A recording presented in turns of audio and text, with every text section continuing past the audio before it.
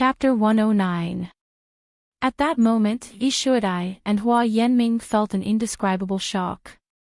It was as if they had seen a light at that moment. Yes, no one in this world could shine. At that moment, Qiao Jin's body gave them this illusion. Are you guys okay? He Yao, Yu Xia, and Qiao Yikai ran over. They looked at Xiao Chunfeng, who was howling in pain on the ground with strange emotions. The old lady next to him was paralyzed on the ground in shock. Hua Yanming quickly reacted and went to help her up. He Yao saw Qiao Jin and immediately asked, "Why are you here?" Qiao Jin smiled innocently, "I told you, I'm here to watch the show." She acted as if everything in front of her had nothing to do with her. He Yao was suspicious. Yi Shuai and Hua Yanming also couldn't tell if what they saw was an illusion. The scene of the butterfly pulling the red thread was too shocking. It only lasted for a second. Yi Shuai and Hua Yanming didn't know if their eyes were playing tricks on them. They could only remain silent. Qiao Jin didn't do anything special. They didn't know if it was Qiao Jin who did it. In just one move, Xiao Chunfeng suddenly fell into pain. What was Qiao Jin's ability? They were a little confused. Yu Xia walked over and added fuel to the fire. He attacked Xiao Chunfeng's brain. Xiao Chunfeng's brain felt like it was being pierced by thousands of needles. He fell into a deeper level of pain. Ah! He screamed and fainted. Their actions had already attracted the attention of the people in the community. Fortunately, many people had moved away because of the demolition. However, Xiao Chunfeng had walked out of a family's room just now, and they had clearly seen him. He Yao had to call someone to clean up the mess. Qiao Yikai pulled Xiao Chunfeng up as if he was dragging an animal. Xiao Chunfeng had killed several people. Even if they handed him over to the spirit team, he wouldn't be able to live. They had to answer to the public. Yi Shuai collapsed due to exhaustion and was caught by He Yao. She had a nosebleed, but other than that, she was fine. He Yao said to Qiao Jin, "We're bringing Xiao Chunfeng back. Do you want to send us back?" Qiao Jin smiled and shook his head. He Yao nodded. She paid attention to Qiao Jin's actions and didn't notice anything unusual. They brought Xiao Chunfeng back. The others would take care of the rest. He Yao asked Qiao Jin to leave early to avoid attracting the attention of the team members. Otherwise, it would be difficult to explain. Qiao Jin nodded and left. A wisp of black qi lingering on her fingertip. She had set up an array, so she did not need to come into direct contact with Xiao Chunfeng. She had also taken the spirit seed. The Xiao Chunfeng that he would bring back later was just an ordinary person. He's dead. For demonized psychic masters like them who had been discovered, only death awaited them when they were brought back. Not long after Qiao Jin left, Xiao Chunfeng, who had been brought to the car, woke up. He looked at the strange men and women who were holding him and said with a painful expression, "There are always people in this world who deserve to die. God gave me the ability to take revenge." He Yao and the others glanced at him. Yu Xia said coldly, "You should believe in the law and the police." The law? Xiao Chunfeng laughed hoarsely. "If it didn't happen to you, how can you judge whether I'm right or wrong?" Unfortunately, no one answered him. Chapter 110. When he got home, Mu Qizhi didn't rest. He looked at the clock on the wall. It said 11 o'clock, and it was indeed 11 o'clock. However, he seemed to be working in the living room. When he saw Qiao Jin, he didn't say anything and went back to his room. He seemed a little angry, but this was not within Qiao Jin's consideration.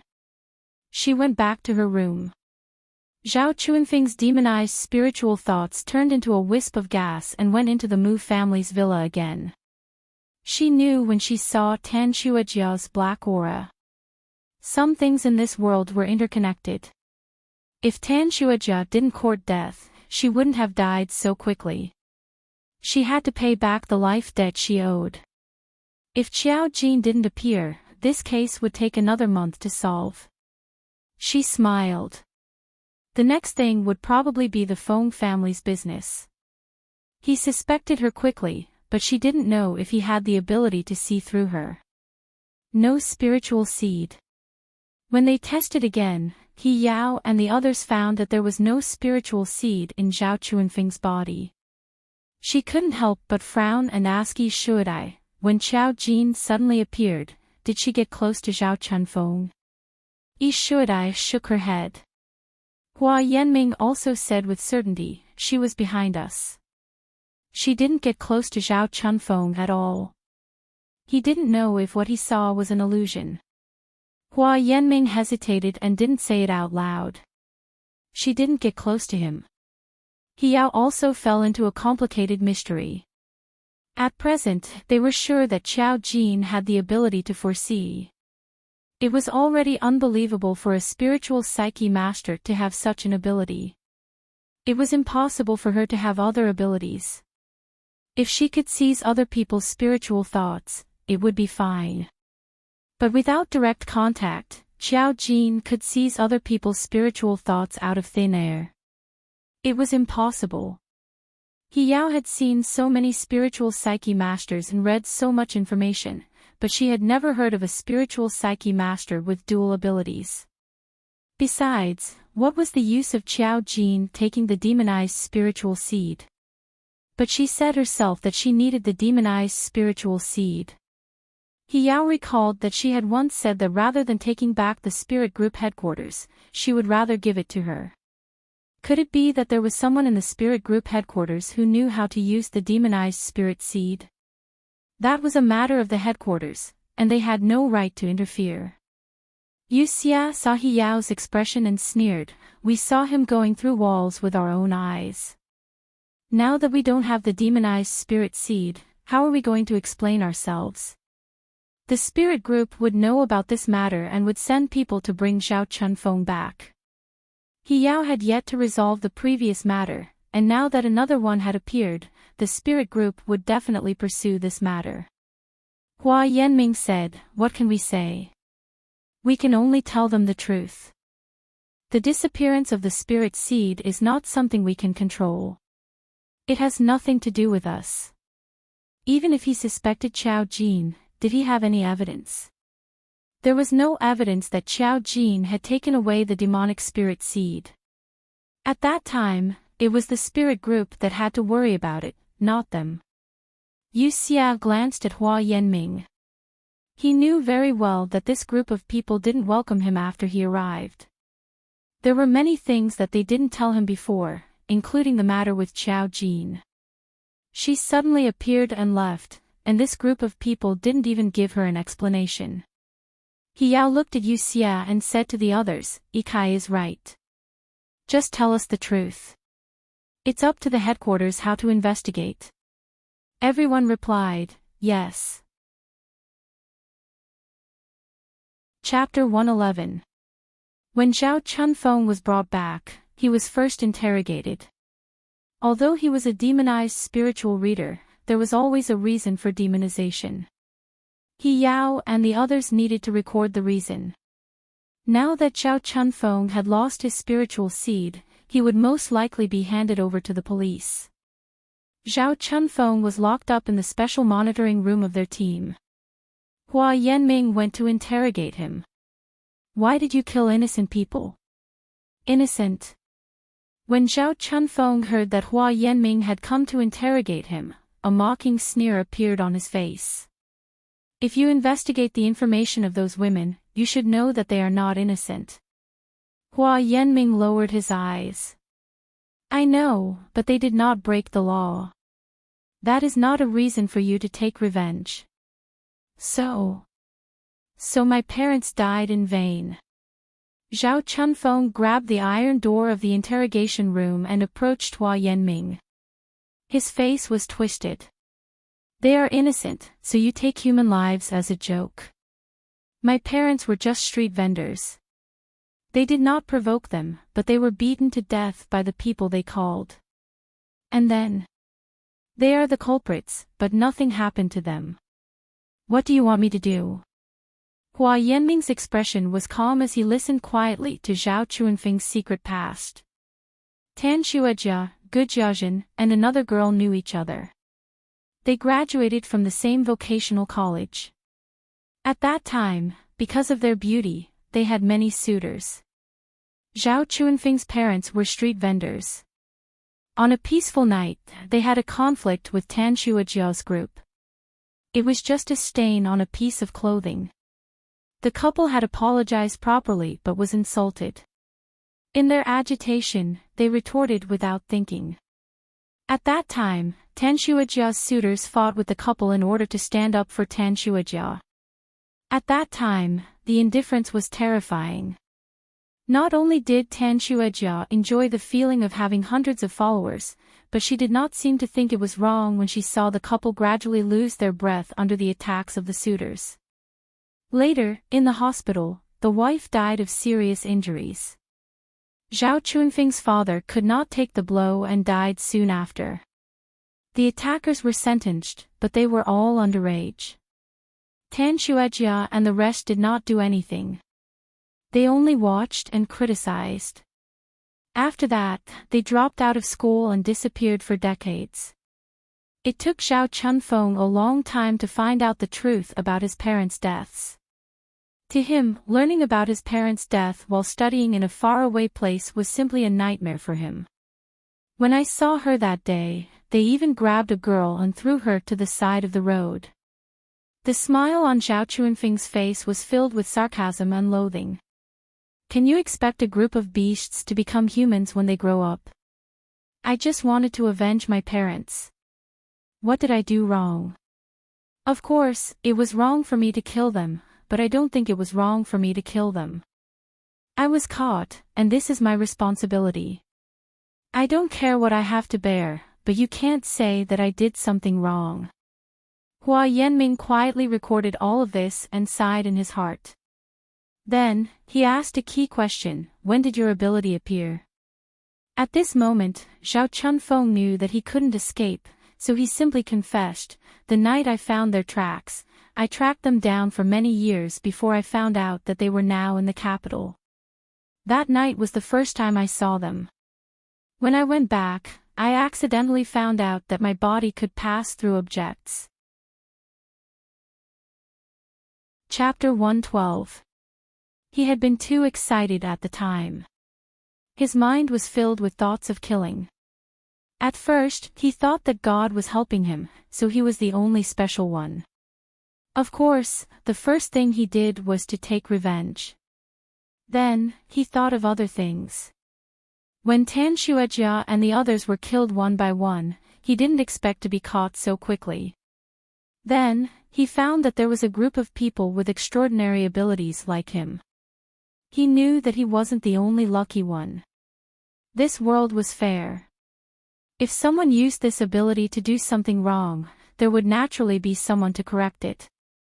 Although he was a little annoyed, when he thought about how his parents' death had been avenged, he felt happy and wouldn't worry so much. Hua Yanming was a little silent. The case had to be handed over to the police for trial. It wasn't something they could manage. Zhao Chuanfeng's ability appeared too quickly and disappeared too abruptly. Generally, there would always be a buffer period for a psychic's ability to appear. He seemed to have reacted very quickly. Perhaps the thought of killing someone was too strong. Where did the psychic's ability come from? This had been a mystery since ancient times. It wasn't something they could explore now. They only needed to know that there were only a few people with abilities. It might be lucky, or it might be a disaster. Qiao Jin woke up early in the morning. Only Mu Qiji was downstairs. She walked down and asked very naturally, "Qiji, where are Qi Lian and Qi Chu?" At that time, Mu Qiji's hand that was holding the knife and fork paused. After a long while, he seemed to have overcome himself and slowly replied, "They didn't come back last night." They said they had something to do. Xiao Jin was a little surprised. They didn't come back last night after Fei Fei and Jinming left. This is really bad. Qiji, you and Jinming have to discipline them. Mu Qiji, you're the one who should be disciplined the most. He was a calm man and couldn't lower himself to the same level as a little girl. Then, until breakfast, the two of them were speechless. Xiao Jin finished eating and got up. She smiled and said goodbye to Mu Qiji. For Xiao Jin, going to class was a good way to kill time, so much so that the day passed very quickly in her eyes. However, today was different from the past. As soon as she got into the car, she realized that the driver was Musilian. You go home after school every day. Don't you have any goals in life? The first thing Musilian said when he saw her was to ridicule her. Xiao Jin smiled and said, like you, who didn't go home for a whole night and got beaten up by Fei Fei and Jinming. Musilian, bullshit, dad and mom never hit people. But he would make him kneel. After saying this, he was still a little worried. Big brother never talks too much. You have to be a person who doesn't talk too much. When mom and dad come back and ask you, just say that we go home every day, okay? Besides, do you know why I didn't go back last night? He rolled his eyes. Come with me. Xiao Jin tilted her head and thought for a moment. Okay. Musilian snorted. Look at your character. People who don't know will think that I'm going to sell you. Don't worry, no one wants you. Although he said that, he drove his sports car and took Xiao Jin to a place. It was a relatively hidden clubhouse. He took Xiao Jin into a luxurious private room. As soon as they entered, they saw a bunch of people kneeling, their faces unrecognizable. Musilian nodded at them. Look, these bastards. Are they the ones who tricked you into taking drugs that night? Are they all? Chapter 113. Xiao Jin saw a group of people kneeling in the room. 5 people. There were many people that night. Xiao Jin's memory was vague, but seeing these people, her memory became clear. Xiao Jin still remembered how she was tricked into going in that night. At first, she just went in to have fun. When she saw so many strange men, she was a little scared. Even if Xiao Jin had a bad reputation in the past 6 months, it was just an accident. No matter how bad she was, she wouldn't be completely depraved. When she met Tan Xuejia, she was gradually brainwashing her and taking her to relax. This was just an opportunity. No matter what, Xiao Jin's real consciousness would return. That night, Tan Xuejia forced her to drink glass after glass. She couldn't hold her liquor and was already drunk. Her arm was still a little cold and tingling. Someone injected something into her wrist and she instinctively felt scared. She groggily found an excuse to escape. Tan Xuejia and the others didn't want to let her go. At that time, there were several playboys. Their purpose was obvious. However, when they escaped from the bar, Tan Xuejia and the others encountered the patrolling armed police as soon as they came out. They didn't know what happened during that period of time, but they were very strict. Tan Xuejia and the others didn't want to cause any trouble. Moreover, Xiao Jin had already escaped, so they were too lazy to care about her and left her outside. In fact, it was reasonable to say that she couldn't escape. After all, she had been injected with drugs. It was conceivable that she would suffer more serious abuse. Maybe it was just a little bit of fate. She returned home in a daze. Halfway through, she woke up because of the drug addiction. At that time, she realized what had happened. A young girl only had panic. She was frightened at first. Coupled with the drug addiction and what had happened to her, she chose to commit suicide in fear and despair. In this position, it was hard to say what the Mu family did wrong. Xiao Fei raised her for 20 years and had never wronged her. The house she lived in was bought by Mu Jinming. It was natural that she was not allowed to go back to the Mu family. After all, she was not Xiao Fei's biological daughter. In the past, she was just a kind consciousness. Now, she was a kind consciousness. Seeing the people kneeling on the floor in the private room, she actually smiled. The young masters were beaten black and blue. Their usual arrogance was gone. When they saw Qiao Jin, they all cried like grandsons. "Miss Qiao, I'm sorry. It's our fault. We didn't know you were young Master Mu's sister. We're really sorry. We didn't do it on purpose. That Tan guy instigated us. I'm sorry, I'm really sorry." The few of them wailed like ghosts and howled like wolves. All of them looked at Xiao Jin, wishing they could kowtow to her and beg for mercy. Muzilian was a little impatient. He stretched out his leg and kicked one of them to the ground. "You still have the nerve to blame it on a dead person.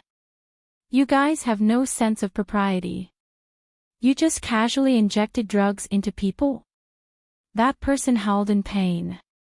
His body was already injured, and now he was in so much pain that his entire body trembled. Xiao Jin suddenly looked at Muzilian and said, "Tan Shuejia told me that you asked her to play with me." "Who?" Mu Qilian was stunned, then suddenly reacted, "Fuck, she's fucking crazy. How could we do such a thing?" Xiao Jin shook her head. "I didn't believe it." Muzilian realized something was wrong. "You didn't really believe it at that time, did you?"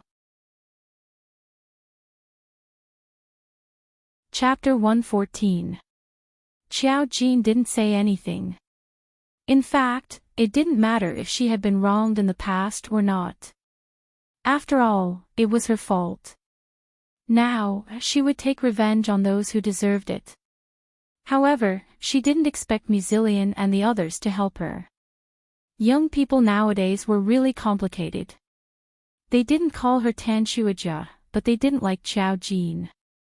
Otherwise, Xiao Fei would have brought Xiao Jin back. Muzilian saw Xiao Jin's expression and his face immediately darkened. Upon closer inspection, there was a flicker in his eyes. He was guilty. Yes, when Xiao Fei came back, he said that he wanted Xiao Jin to come back. His opinion was the most important. At that time, he didn't know so much. His mother hadn't seen anyone for 20 years. When they were born, they didn't even have an impression of their mother. They hadn't enjoyed their mother's love for 20 years. All the love was given to a sister who wasn't related to them by blood. Naturally, he had a strong opinion. However, he couldn't do anything too outrageous. They also knew that Xiao Fei didn't bring back Xiao Jin and bought a house in the capital to raise Xiao Jin. They also knew that when they visited him often, didn't they also turn a blind eye to it? His brother didn't necessarily have the same thoughts as him, but he also cared about his feelings and didn't suggest bringing Xiao Jin back. After that, Xiao Fei nagged them every day. It was natural that he was upset. Later, when he found out about Xiao Jin's accident, he also had some doubts in his heart. When he returned home and saw Xiao Jin's appearance, he only felt a little uncomfortable in his heart. There were only 3 brothers in the Mu family. They didn't have a sister. Although their mother loved them dearly, they were all grown-ups and had the basic ability to distinguish between right and wrong. It was their grandfather's fault that their mother left home. It wasn't worthwhile to put the blame on a girl who didn't know anything. However, now that Xiao Jin said something, Muzilian's mind was about to explode. They asked Tan Shuejia to bring Xiao Jin to play. In other words, were they to blame for Xiao Jin's suicide? This was a serious matter. Xiao Jin thought about it carefully. I was too naive back then. She couldn't always put the blame on others. At that time, Xiao Jin actually wanted to get the approval of the Mu family. Tan Shuajia said that her brothers invited her to play with her, so she believed it. Otherwise, how could Xiao Jin hang out with someone like Tan Shuajia? In short, he had suffered a loss due to his lack of scheming. Then, when Xiao Jin awakened and received the entire story, a complete chain of logic was formed. Well, if it wasn't for the fact that she didn't see the death aura on Muzillion and Musachu, she would have realized that something was wrong. She could use her ability to know other people's fate, but it was the hardest to calculate her own fate. The entire private room was dead silent. If Muzillion hadn't brought her here today, he wouldn't have known that he had taken such a big blame. No wonder she didn't like them and wouldn't even call them brother. Oh, it was mainly because her brain wasn't very good. Mu Qilian hated the people in front of him even more. He kicked 2 more people. It's all because of these bastards. They were smart. After hearing that the Mu family had a daughter for no reason, they found out about Xiao Jin's identity. They were so shocked that they changed the surveillance cameras. They wouldn't have waited until now to find out. Those people were crying and screaming, and now they were beaten up badly. Xiao Jin glanced at them. You don't have to do this. The death aura on her body was so strong. If they were tainted by her karma, their family would be in big trouble. If Muzillion got into trouble because of beating them up, there was no need to do this. Chapter 115. The other party had some power too. Now that something had happened and their family was in trouble, it would be troublesome for them to work together to target the Mu family. Muzillion thought that she couldn't bear to see these people and turned to look at her. He said indignantly, "They made you take drugs and you think you're going to let it go just like that? You're really a saint." Xiao Jin, one of the people on the ground, was indeed angry from the kick.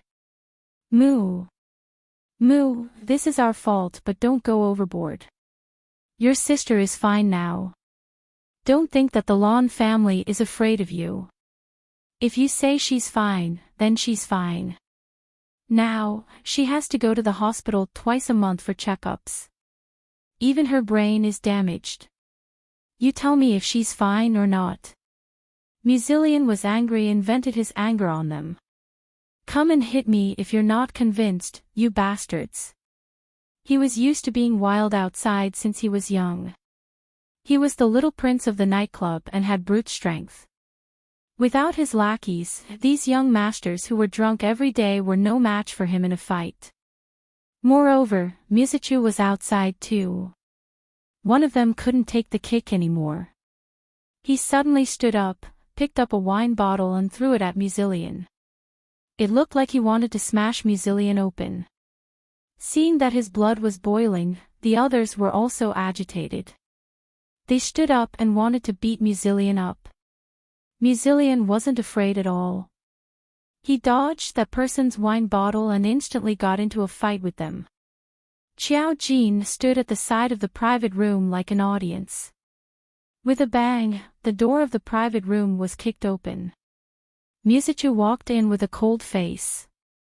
He frowned and said, "She's still here. Why are you guys fighting again?" Although he said that, he didn't hesitate to kick people with his long legs. While Muzillion attracted the fire, he quickly went to Xiao Jin and pushed him out. He said coldly, "Wait outside." Xiao Jin, oh.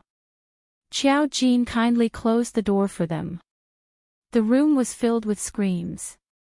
After the door was closed, the world was silent. Xiao Jin stood at the door and unexpectedly bumped into a few people. The leader was dressed in a black suit.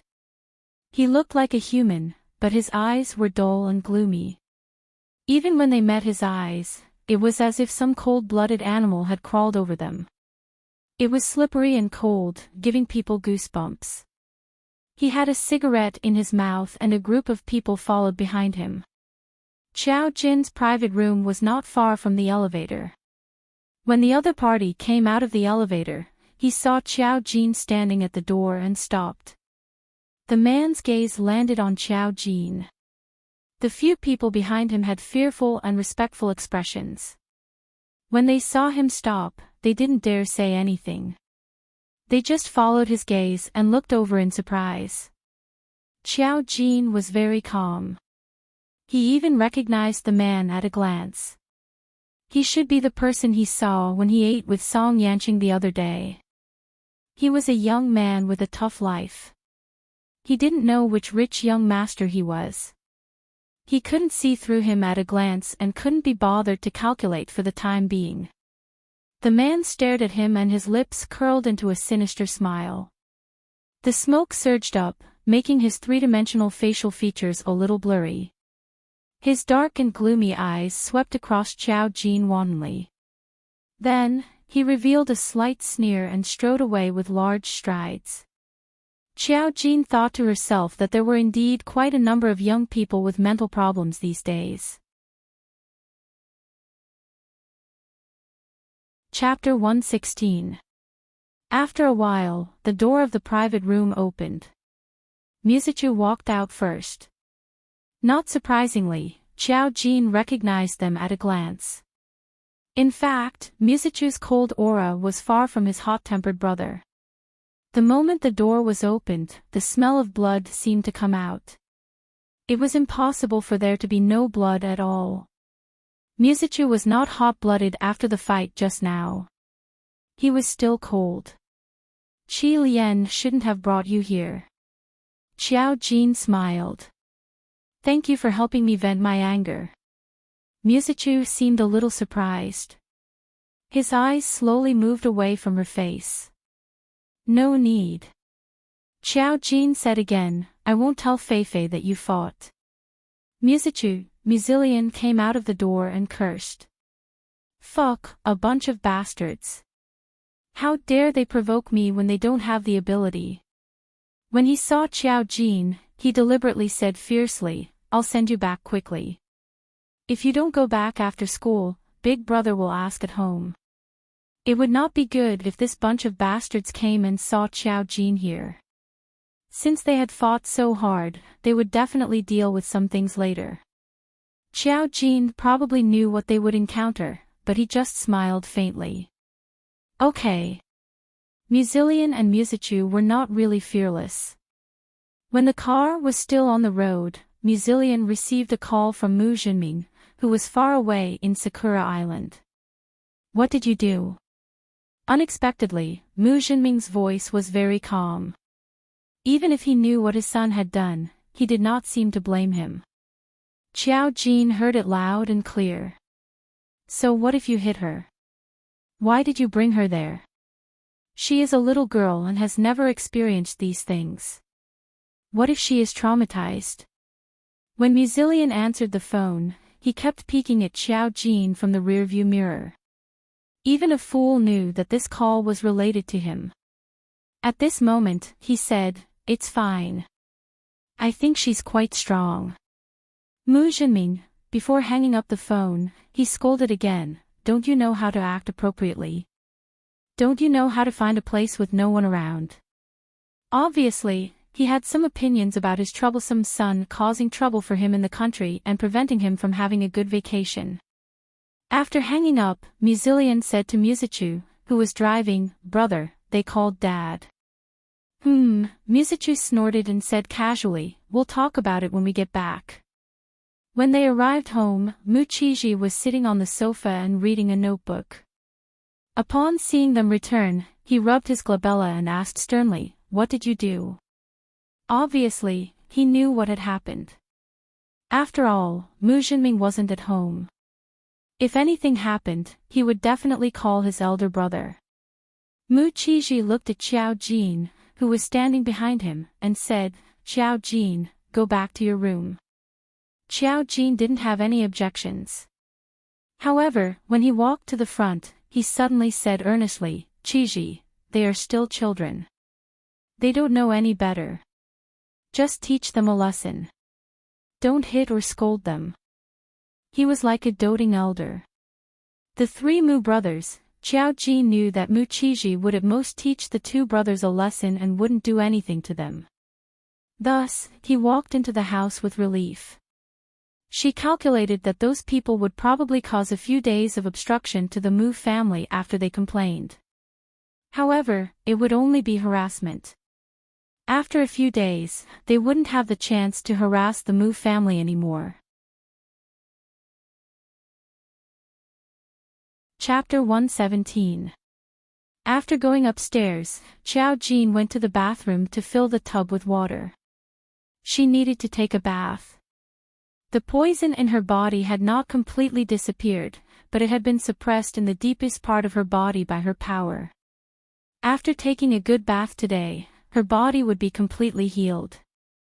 After a while, she changed her clothes and lay in the bathtub that was already filled with water. The bathtub was steaming hot, but the moment she entered, it instantly turned cold. A faint aura of death emitted from her body and dyed the water in the bathtub. The water suddenly became bone-chilling, but she sat down without changing her expression as if she did not feel it. She closed her eyes and immersed her entire body in the water, including her head. She was completely surrounded by the cold water and seemed to be silent. After about 10 minutes, she suddenly straightened up. The water poured down from her white jade-like body, and she was already soaked. She wiped her face and felt that she was in a much better state than before.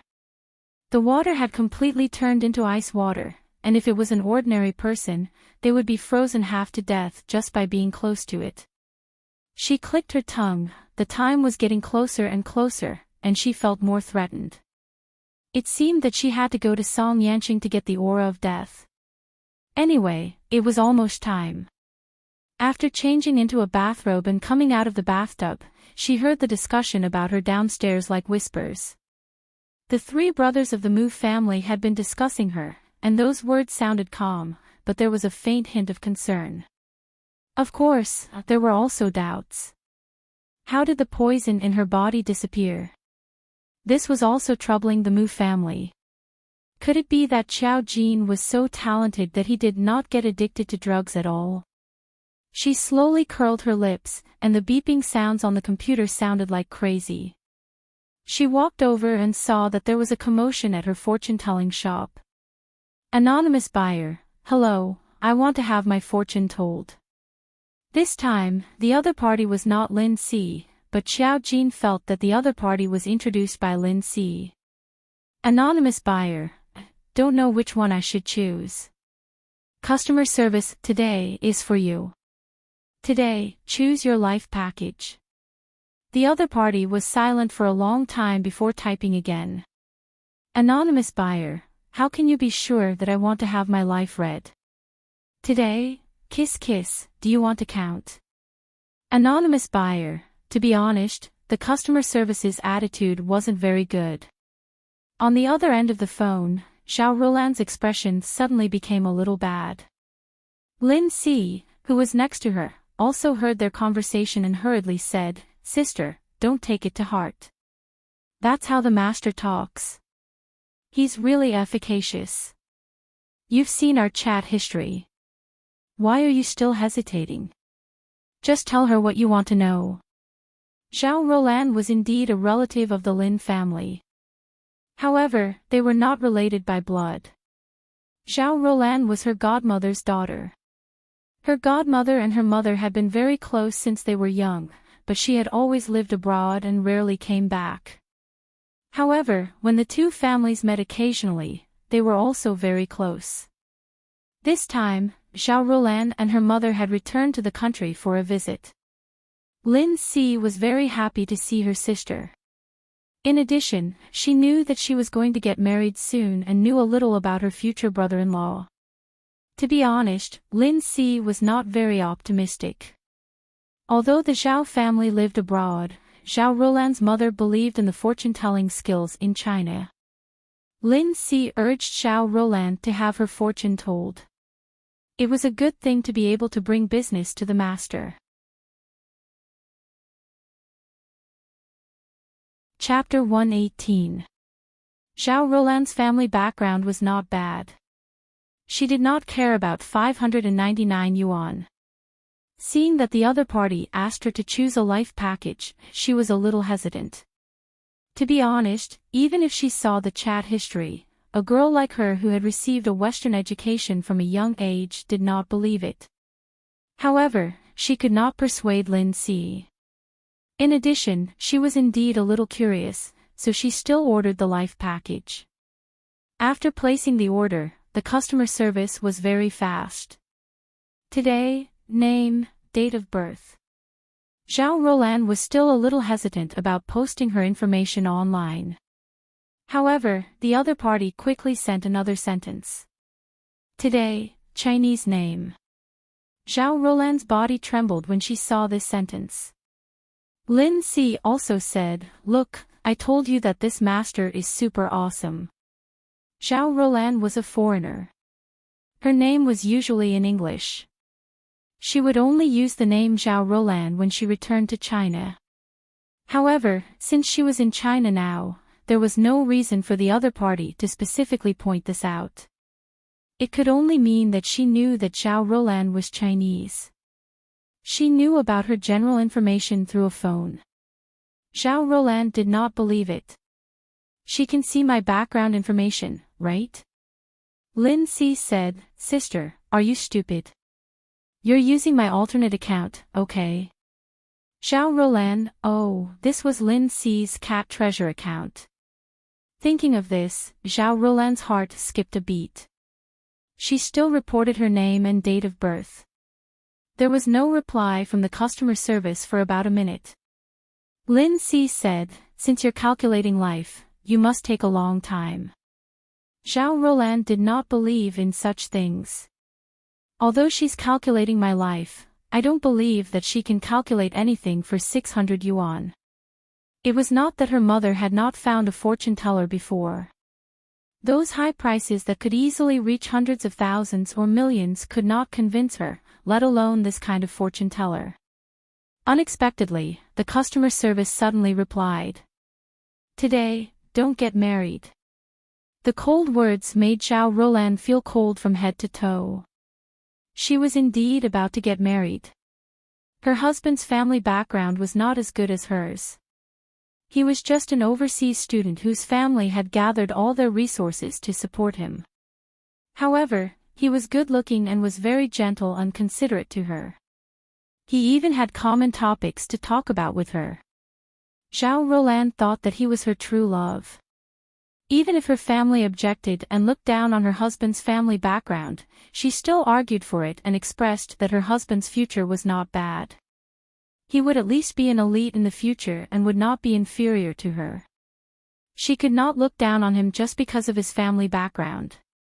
His mother had once sought out a fortune teller, and the fortune teller had also said that this marriage might not be a peaceful one, and had advised against marriage. At that time, she was extremely rebellious. She didn't believe in her mother's words, and her heart was rebellious. Now that 2 years had passed, her family had agreed, and her marriage had begun to be arranged. In the end, she found an online fortune teller, and it was the same answer. Moreover, he didn't even have the slightest hint of modesty. He directly asked her not to get married. Zhao Roland's face immediately darkened. Is something big going to happen just because I got married? Even my mother's fortune teller wasn't so sure. He didn't want to read my life, but he just told me not to get married. What's going on? 600 yuan was too easy to earn. Lin Si Liao didn't think so at all. Instead, he admired the master even more. She only knows your name and date of birth. She knows that you are going to get married, and she knows what will happen after you get married. Now she is telling you not to get married. Don't you think it's really scary? Chapter 119.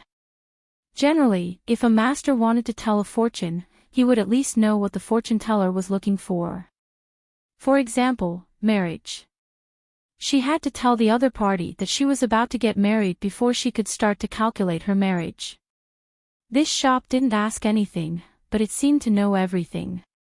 When Zhao Roland saw the words "don't get married," it was as if the incident from 2 years ago had happened again. She shook her head and didn't want to believe Lin Si's words at all. She's just a blind cat running into a dead mouse. Looking at my age, she should know that I should get married. Lin Si said, then who knows that you're really about to get married? Why don't you try to ask why? Zhao Roland frowned and typed 3 words unhappily, why? Today, I don't think you'll want to know too much. Zhao Roland was so angry that she laughed. She paid 600 yuan. Was this the answer she got? Anonymous buyer, what if I have to know? Today, family broken up.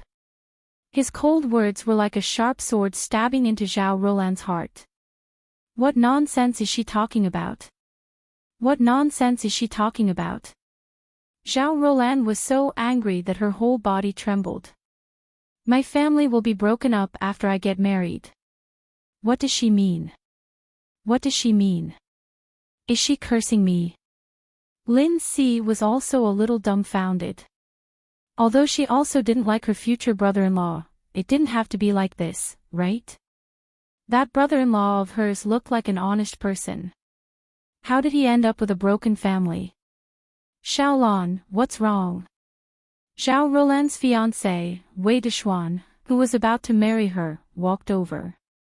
His handsome face was tender and sweet. What's wrong?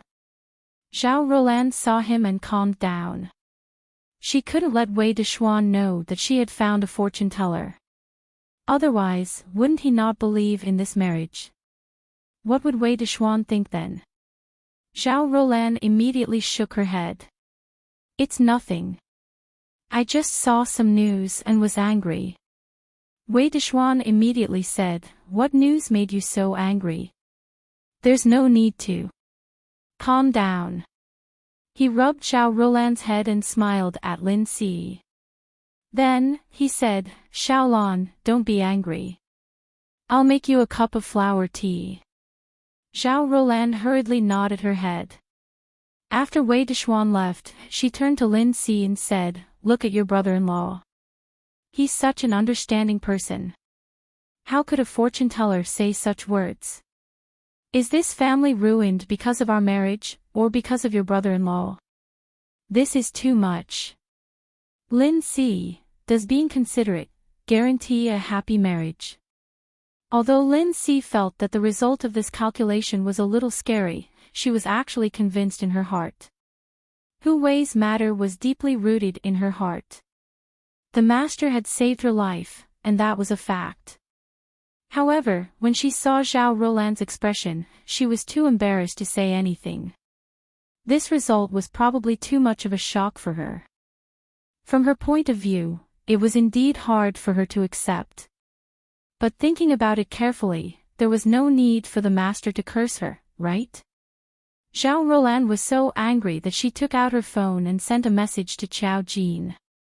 Anonymous buyer, you're too irresponsible as a fortune teller. Do you know what this result means? How can you say it so casually and irresponsibly? Are you going to say that you can help me change my luck and make me pay more? Aren't you afraid of losing your conscience by saying such things? She was so angry that she felt like she was going to explode. Chapter 120. Qiao Jin saw her reply and slowly curled his lips. This was to be expected. When someone could not accept their fate, they would use a thorny shell to attack others. Whether she believed it or not was up to others. It was not something she could control. However, it did not mean that she was a gentle person. Today, I don't have a conscience. I will do what I have to do and tell you the result according to your expectations. Today, you are here for fortune telling. You should know what the result is. You don't owe me, and I don't owe you. You pay, and I will give you an answer. Today, you have the freedom to get married or not. Zhao Roland was trembling with anger at Qiao Jin's attitude. Lin Si's eyes almost popped out when she saw the chat. She quickly comforted Zhao Roland. Sister, don't be rash. It's just a misunderstanding. It's just a misunderstanding. Isn't this kind of person just saying things without a conscience for money? Zhao Roland spoke without thinking. I don't believe it. I want to report her. I can't let this kind of harmful seller survive on this kind of platform. What era is it now? Lin Si panicked. Sister. She looked at Zhao Roland and said, she's not wrong. I was the one who asked you to do the fortune-telling. We should have expected the results. You said she's a liar, but she did save my life and only took a few hundred yuan from me. Why didn't she cheat me of my money? You think that she is a liar. It's just that the result is too scary and you don't want to believe it. You can pretend that this didn't happen. I didn't ask you to do the fortune-telling. I will compensate you for the 600 yuan. Zhao Roland was furious. You make it sound so easy. She didn't say that your family will be ruined. Lin Si also retorted. Since you think that what she said is false, why do you still care about this? Zhao Roland, she looked at Lin Si and glared at her. She seemed to be in disbelief at her stubbornness. Lin Si was also afraid in her heart. If Qiao Jin's divination was true, Zhao Roland's family would be ruined once she got married. Then, if she sat by and did nothing, it was not what a younger sister should do. Even if it was for the sake of her godmother, she could not let such a tragedy happen to her family. However, her godsister didn't believe her no matter what. Lin Si knew that she couldn't explain it clearly here. She already had an inexplicable dislike for her brother-in-law. At this moment, she was actually a bit suspicious in her heart. The master said that the family was ruined because of marriage. Then, 80% of the problem was this brother-in-law. Could it be that there was something strange that they didn't know about? Their quarrel had attracted the attention of others. Zhao Roland knew that she couldn't persuade Lin Si. After a while, she returned the phone to Lin Si and looked at her with disappointment. You've been possessed by the devil. You're so young, but you believe in these things. Lin Si wanted to use her words to refute her. You weren't the one who almost died. Death had brushed past her. If she hadn't done the fortune-telling that day, how would she have suspected Hu Wei? The female corpse that had died tragically might have been her. Lin Si said, yes, sister. I'm sorry. I shouldn't have asked you to do the fortune-telling today. After saying that, she walked to the side and sent a message to Qiao Jin with her own account. Missing you is not as good as before, master, I'm sorry. Please don't be angry. I was the one who recommended my sister. You said that her family was ruined because of marriage. Is it really that serious? Chapter 121. Qiao Jin saw Lin Si's message and had a good impression of this little girl.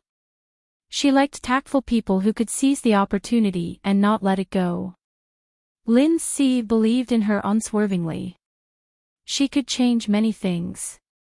These things were unimaginable to ordinary people. Today, I won't be angry.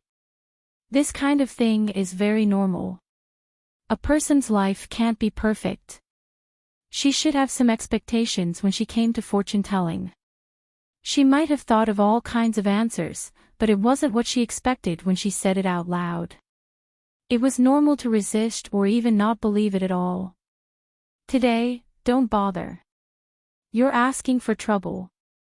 Lin Si's heart turned cold when she saw this sentence. It was obvious that the master didn't want her to interfere. It was most likely a very dangerous matter. She had just been through the gates of hell and was scared out of her wits. However, she thought that Zhao Roland was her sister and she didn't have a biological sister. Her mother treated Zhao Roland as her biological daughter and the two families were very close. She had no choice but to bite the bullet and ask her. Missing is better than past, master, can't you tell me the reason? What's the problem after marriage? Today, no. Lin thought for a moment and sighed. She was just a little girl and was about to take the college entrance examination. The pressure was huge to think about these things. She could only do her last bit of strength. Missing is better than past, please, master. My sister's family is quite good. I don't want to see their family end up like this. My mother will definitely be sad to death. Is there really no chance to save them? Even a little hint would do. Can I buy it with money? Since the master opened a shop, he must need money, right?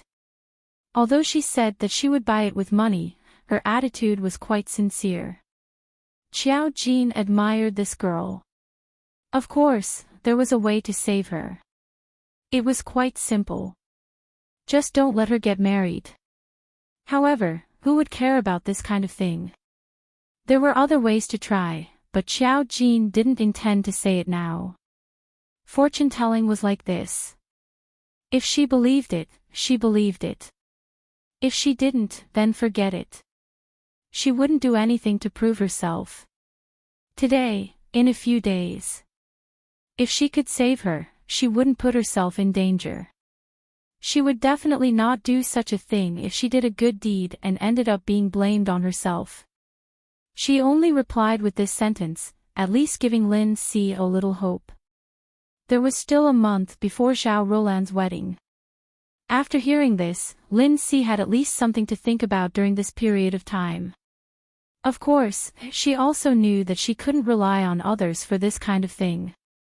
She planned to ask her mother at night to find out what kind of person her brother-in-law was and what kind of complicated situation his family was in. Xiao Jin turned off his computer after replying to Lin Si's message. The doorbell rang. She went over to open the door, and the maid politely asked, "Miss, it's time for dinner." Xiao Jin nodded. "I'll be right down." She went over to change her clothes and went downstairs. The three Mu brothers were sitting there. Mu Qiji sat in the main seat while the twins sat beside him. Xiao Jin sat opposite the twins. As soon as she sat down, Mu Qiji said coldly, "After dinner, we'll have a family meeting. Mom and Dad will be there too." Xiao Jin said thoughtfully, "They're back." Mu Qiji, turn on the video call. Xiao Jin, oh. It seemed that this family meeting was most likely targeted at her. Chapter 122. After dinner, the servants cleared away the bowls. Xiao Jin sat on a single-seater sofa with Mu Qiji sitting above him. He sat alone on a long sofa with his long legs crossed elegantly. At this moment, he was looking at Xiao Jin's college results from last month. From the way his eyebrows were furrowed, it was obvious how dissatisfied he was. Xiao Jin didn't think there was anything to see. The twins sat across from him, looking a little solemn. After a while, Mu Qiji turned on his phone and operated something. A WeChat video call interface appeared on the big TV in the living room. Xiao Fei picked up the phone. Behind her was the damp smell of the waves. Looking at the children at home, her smile widened. "Ai, Qi Ji, Qi Chu, Qi Lian, Jean, how are you? Have you eaten?" "Mu Qiji, when I turned on the video call just now, I already told you that it's after dinner." "Mom, you don't have to ask too much." "Xiao Fei. Isn't this to say hello to you? I care about you." She looked a little sad. Mu Zhiming looked at the children at home from the side and said with a serious expression, "Is everyone here?" Muzilian couldn't help but complain. "Dad, look at our family. Who else is missing?" Mu Zhiming didn't look embarrassed at all. He just snorted and acted like he usually did at the company. "Okay, then let's start the family meeting. Qi Ji, the main point of the meeting is..." Before he could finish, Xiao Fei interrupted him. "Don't be so serious. This isn't your company. You can just say whatever you want. You'll make the children very nervous. It's not a big deal. Mu Jinming, it's not a big deal. It's time to educate them. Mu Qiji glanced at the couple in the video call and then slowly said, today's meeting is mainly about Qiao Jin. At the mention of her name, Qiao Jin sat up a little straighter. Mu Qiji's expression was solemn. Qiao Jin is now a member of our family, and also our sister. I hope you don't take the past to heart. What Qi Lian and Qi Chu did was neither right nor wrong.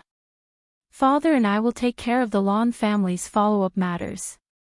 Qiao Fei, okay.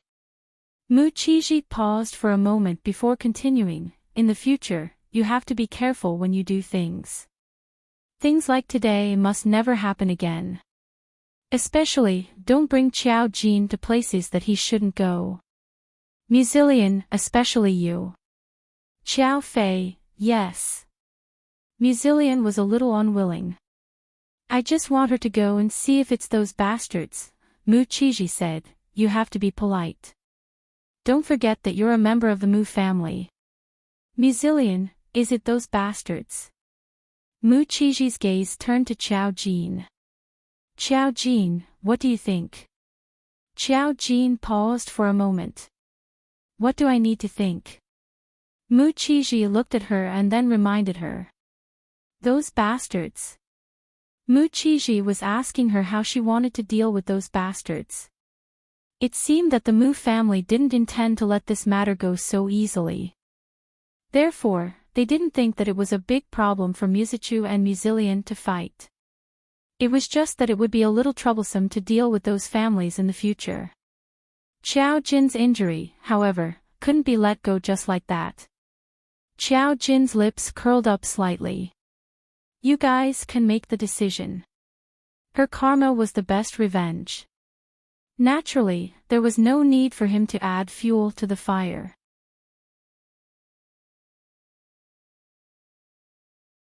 Chapter 123. Muzillion couldn't help but say, see, I was right. She was bullied and didn't know how to retaliate. No wonder she was bullied. Qiao Jin, Qiao Fei protested in the video. Qi Lian, your sister is kind-hearted. Muzillion, the Holy Mother is alive. Qiao Fei, you, Mu Jinming interrupted their argument with a dark face. Alright, let's talk about this later. If there's nothing else to say, I'll hang up first.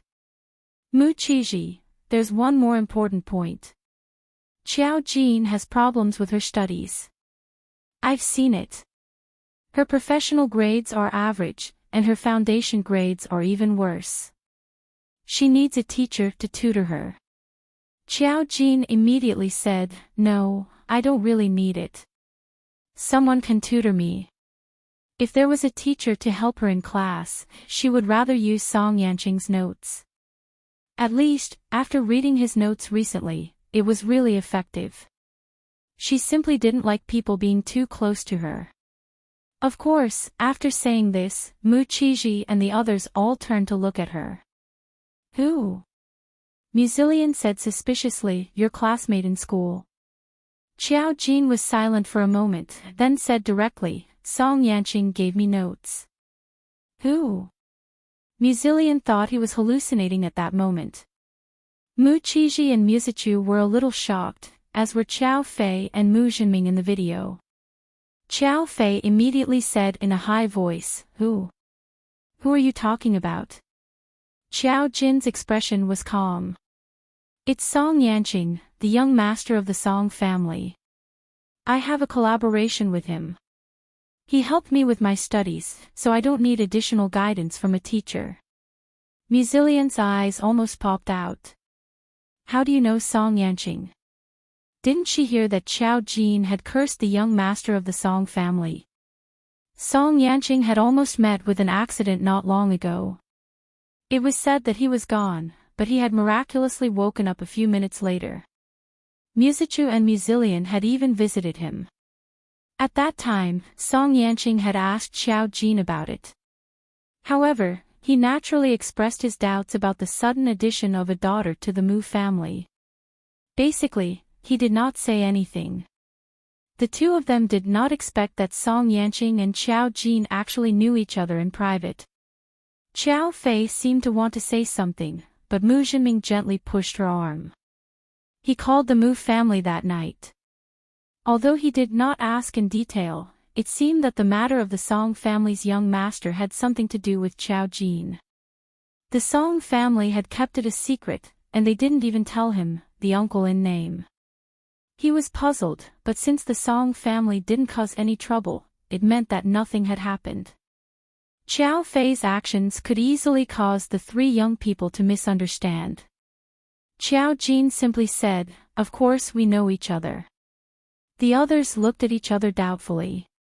Even if Song Yanqing lived in seclusion, there were rumors about his character.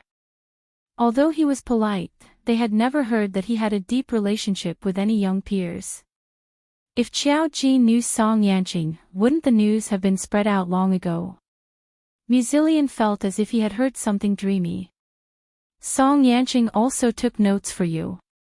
Don't tease me. Do you know which school he graduated from?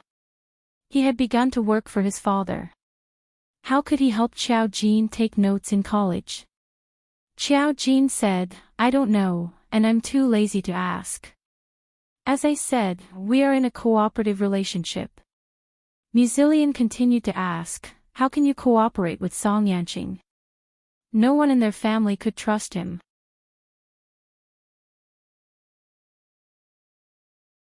Chapter 124. If Qiao Jin cooperated with Song Yanqing, it would be the biggest joke in the world. One was the most respected person in the Song family. The Mu family was still far inferior to the Song family. It was just that Mu Jinming's reputation was not bad and he had some business dealings with the Song family. Hence, among his peers, Mu Qilian and Mu Qichu could still see Song Yanqing speak to him. But if it was Qiao Jin, wouldn't the difference be too great? Not to mention that Qiao Jin had cursed Song Yanqing, they felt that there was a conspiracy, but they couldn't figure it out. Qiao Jin pursed her lips and said, "It's not convenient to say now. This is a secret." When she said this, the three of them looked a little strange. In the video, Mu Jinming waved his hand and settled the family meeting. Okay, she has her secrets. Don't dig into the root of it. It's fine as long as nothing happens. His wish was so humble. As long as the Song family didn't cause trouble, everything was fine. He had a headache about this adopted daughter who wasn't related by blood. Mu Qiji's eyes were deep in thought. He stared at Qiao Jin for a while and nodded. Okay, today's family meeting will end here. The twins still had something to ask, but the family meeting was over. Musichu went back to his room first. Muzillion looked at Qiao Jin suspiciously before leaving. Mu Qiji looked at Qiao Jin and said in a low voice, "I'll wait for the day when you're willing to speak." There were some things that Qiao Jin would say. Qiao Jin nodded slowly. Mu Qiji also nodded. Rest early. Good night. After saying that, he went back to his bedroom. This family was really interesting. Qiao Jin thought of this and smiled slightly. Speak of the devil. Just as they were discussing Song Yanqing's message came in. Song Yanqing, do you need to come and find me again? It just so happens that I have a new set of notes for you. I just found some of the research I did when I was in college. Some of them are related to your professional courses. I hope they will be helpful to you. It's Jin Jinyo. Okay, I'll come over tomorrow. Thank you. It was also time to collect Song Yanqing's death aura. The next morning, Qiao Jin set off for the Song family. However, she didn't take the chauffeur's car. She simply took a taxi and went there. When she arrived at the mountainside of the Song family's mansion, she informed Song Yanqing. Only then did he know that she had arrived. After waiting for a while, drove down to pick her up. When he saw Xiao Jin, Dan smiled respectfully. Miss Xiao, I should have gone to pick you up. I'm really sorry for making you come in person. Ever since the incident with Song Yanqing, Dan admired Xiao Jin very much. He knew that she was mysterious and capable. However, as a bodyguard, he knew very well that he would never say what he shouldn't say. Xiao Jin just smiled faintly and said, "You're too polite. I said that I would come. It's just a matter of taking a taxi." She got into Dan's car and asked, "Your young master is at home now, right?" Dan nodded quickly. "Yes, the young master knew that you were coming today. He even asked the kitchen to prepare a meal." For the time being, Xiao Jin did not answer his question of whether he wanted to eat here. Instead, she suddenly said, "You'd better do what you promised me." Dan's smile froze. "Miss Xiao, what I promised?" Xiao Jin smiled. "Jump off the balcony." Dan.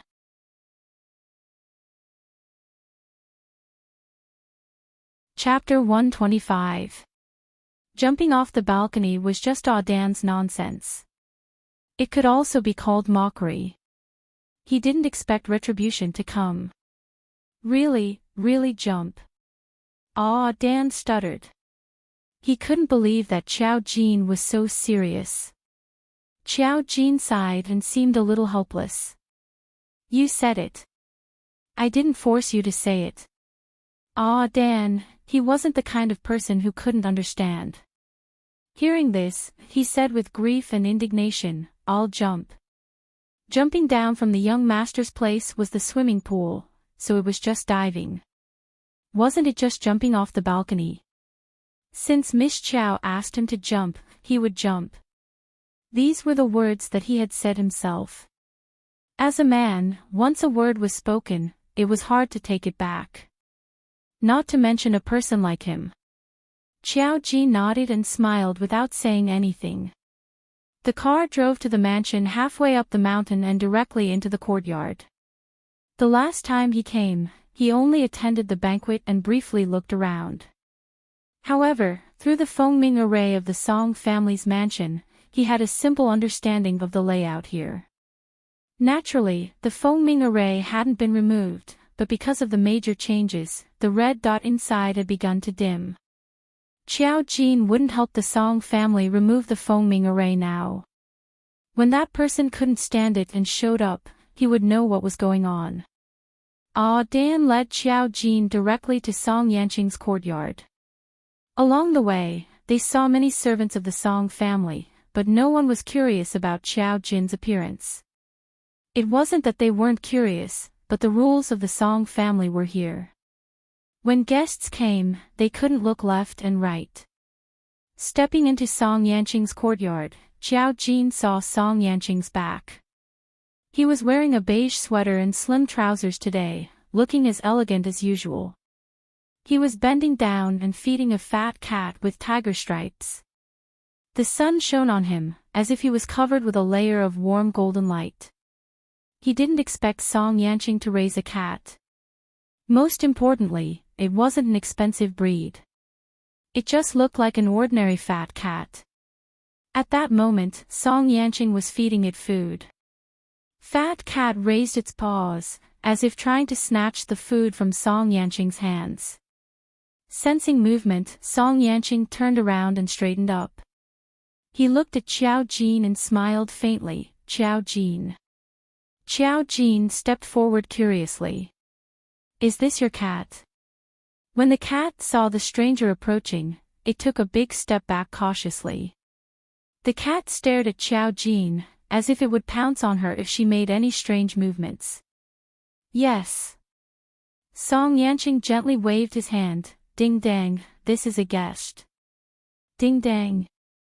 Xiao Jin raised his eyebrows. He felt that this was not a name that Song Yanqing could come up with. Song Yanqing smiled and said, "My sister picked this cat up and gave it to me. She also named it." Xiao Jin said, "Oh." When the two of them were talking, Zai, who was behind, silently looked at the two of them talking happily. In the end, he made a decision and bitterly went to the balcony. Below the balcony was a large swimming pool. He wouldn't die if he jumped. Song Yanqing noticed his movements and called out, Zai, go get someone to make a cup of flower tea for Miss Qiao. No rush. Qiao Jin pursed his lips into a faint smile. Under Song Yanqing's puzzled gaze, he said, he has to fulfill a promise he made to me first. Song Yanqing was a little surprised. Then he asked with some interest, what did Zai promise you?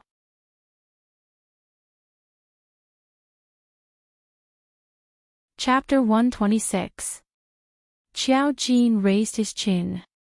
You'll know soon.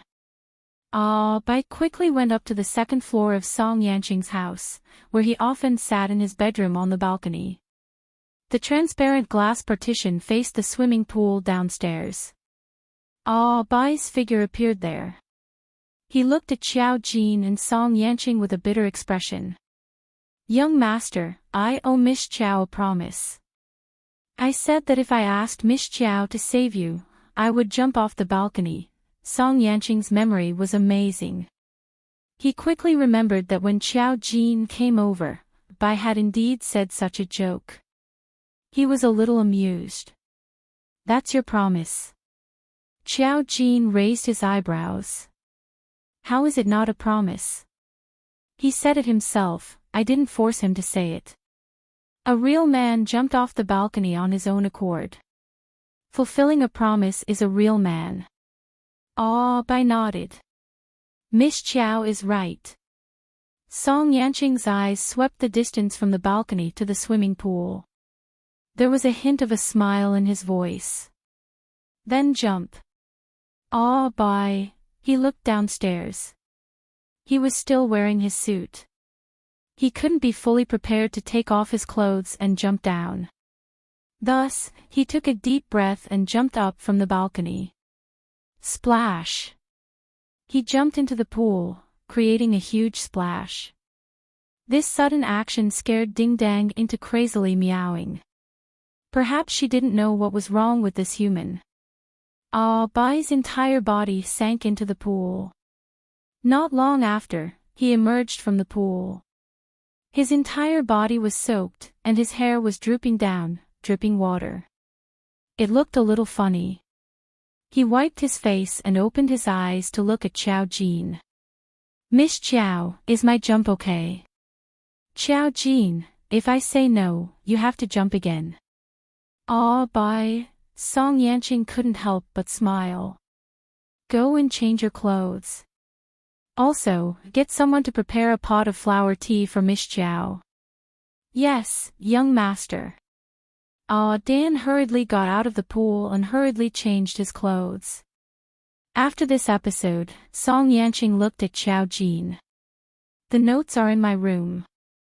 If you're not in a hurry, why don't you leave after lunch?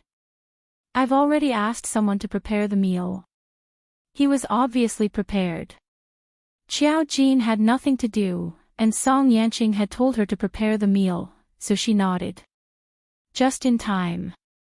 Seeing that Qiao Jin had agreed, Song Yanqing thought for a moment and said, I have something to tell you. He led Qiao Jin into the room. The room on the first floor was the living room. Qiao Jin had been here before. Song Yanqing went upstairs and took a few books down. It was a thick stack. Qiao Jin looked at the stack of books with an unreadable expression. My grades are good. I don't need any extra tutoring. Seeing her expression, Song Yanqing smiled and said, It's not just for your professional classes. Most of them are for the basic classes. There are records of what I've learned before. They should be helpful to you. Qiao Jin, Song Yanqing put the books in an exquisite box and looked at Qiao Jin. Why would such an amazing child have difficulties with her studies? Qiao Jin stared at Song Yanqing. After a while, she said slowly, "No one is perfect in this world. Everyone was good at different things." She was good at formations, but it didn't mean that everything was not challenging for her. She wasn't human. Perhaps such a god didn't even exist. Song Yanqing nodded. "I can see that." Qiao Jin.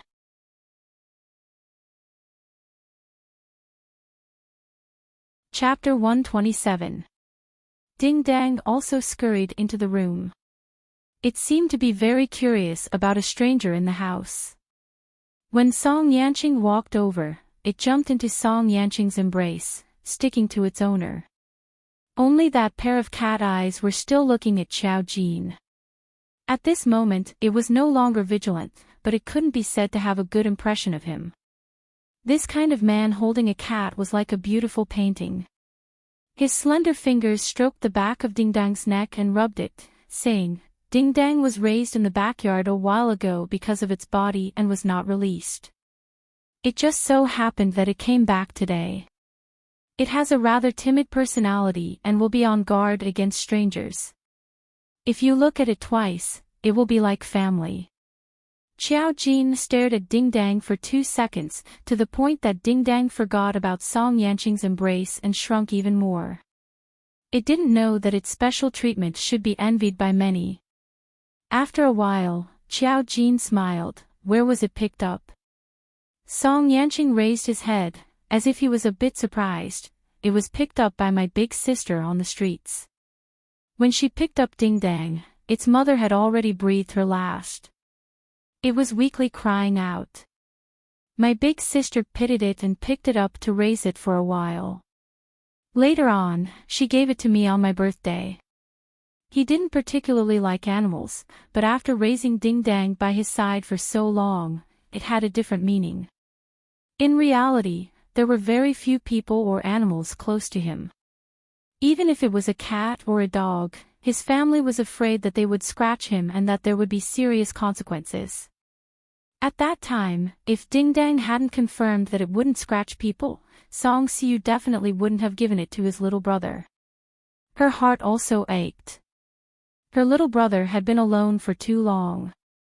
It wasn't that he didn't want to interact with others, but that the family didn't allow it.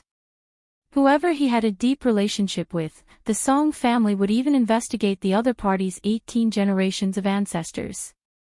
Being friends with Song Yanqing was also a huge pressure. This cat was given to Song Yanqing by Song Suyu to relieve his boredom.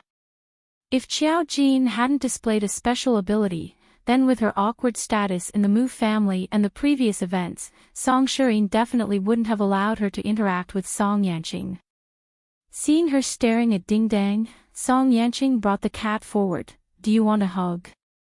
Meow meow meow meow. Ding Dang saw that its master was about to give it to Qiao Jin and hurriedly grabbed Song Yanqing's sweater, showing its unwillingness. Qiao Jin sneered, "I don't like furry ones." Oh. He only gave a gentle smile, then bent his body and placed Ding Dang down. Ding Dang landed on the ground and glanced at Qiao Jin, then jumped up the stairs. Back, his gaze circled around Qiao Jin's wrist. Qiao Jin's body was recovering very quickly. The scar on his wrist was now only a thin pink scar. If one didn't look carefully, they probably wouldn't notice it. As long as they investigated Qiao Jin's suicide, it would be easy to find out. She nodded and said, "Almost." He had already investigated Qiao Jin's matter. It was really hard to imagine that such a powerful person like her would commit suicide and take drugs. Furthermore, perhaps it was different. Her personality didn't seem to match with the previous information. Thinking of the abilities that Qiao Jin had shown, he could roughly guess what it was, but he couldn't say it out loud. It was a little shocking, but he felt that nothing was impossible when it came to her.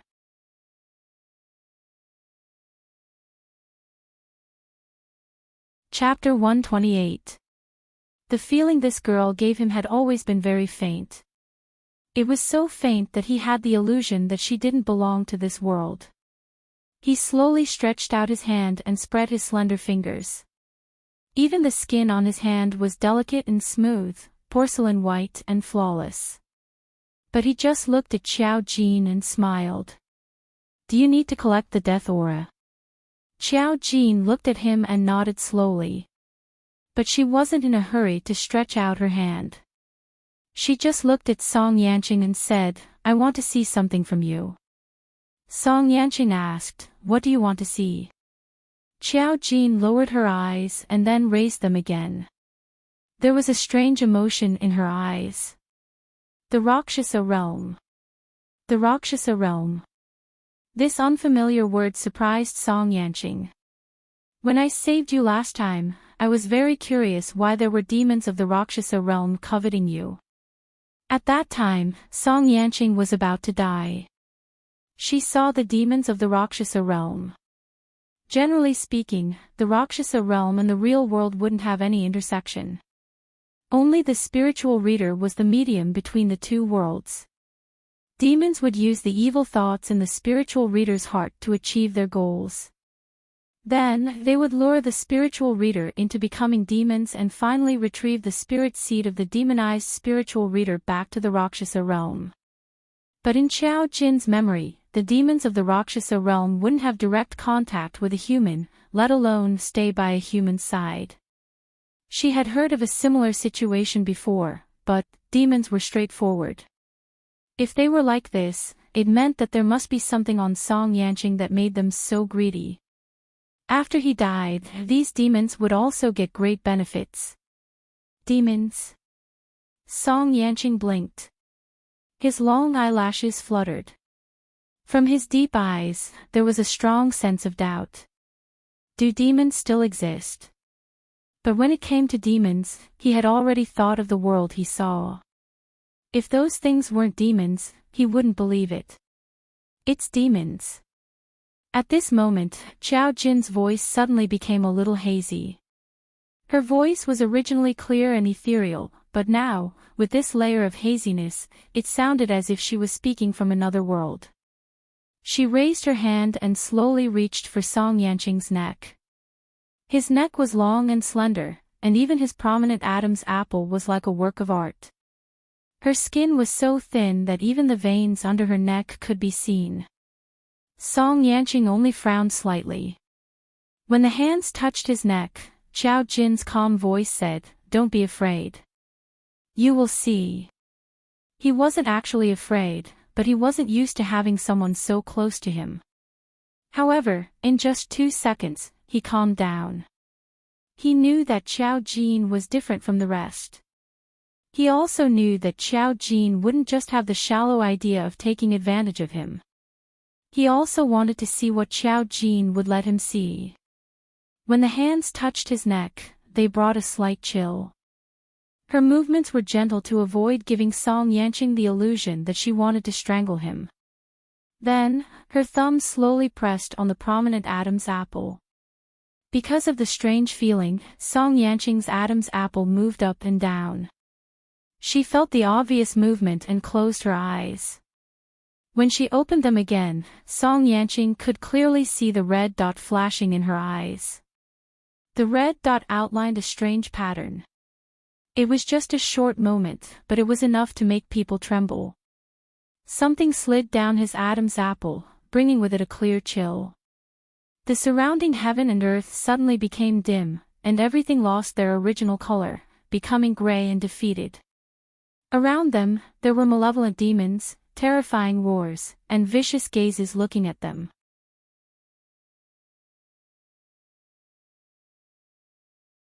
Chapter 129. This was a completely different world. It had existed in Song Yanqing's world for many years.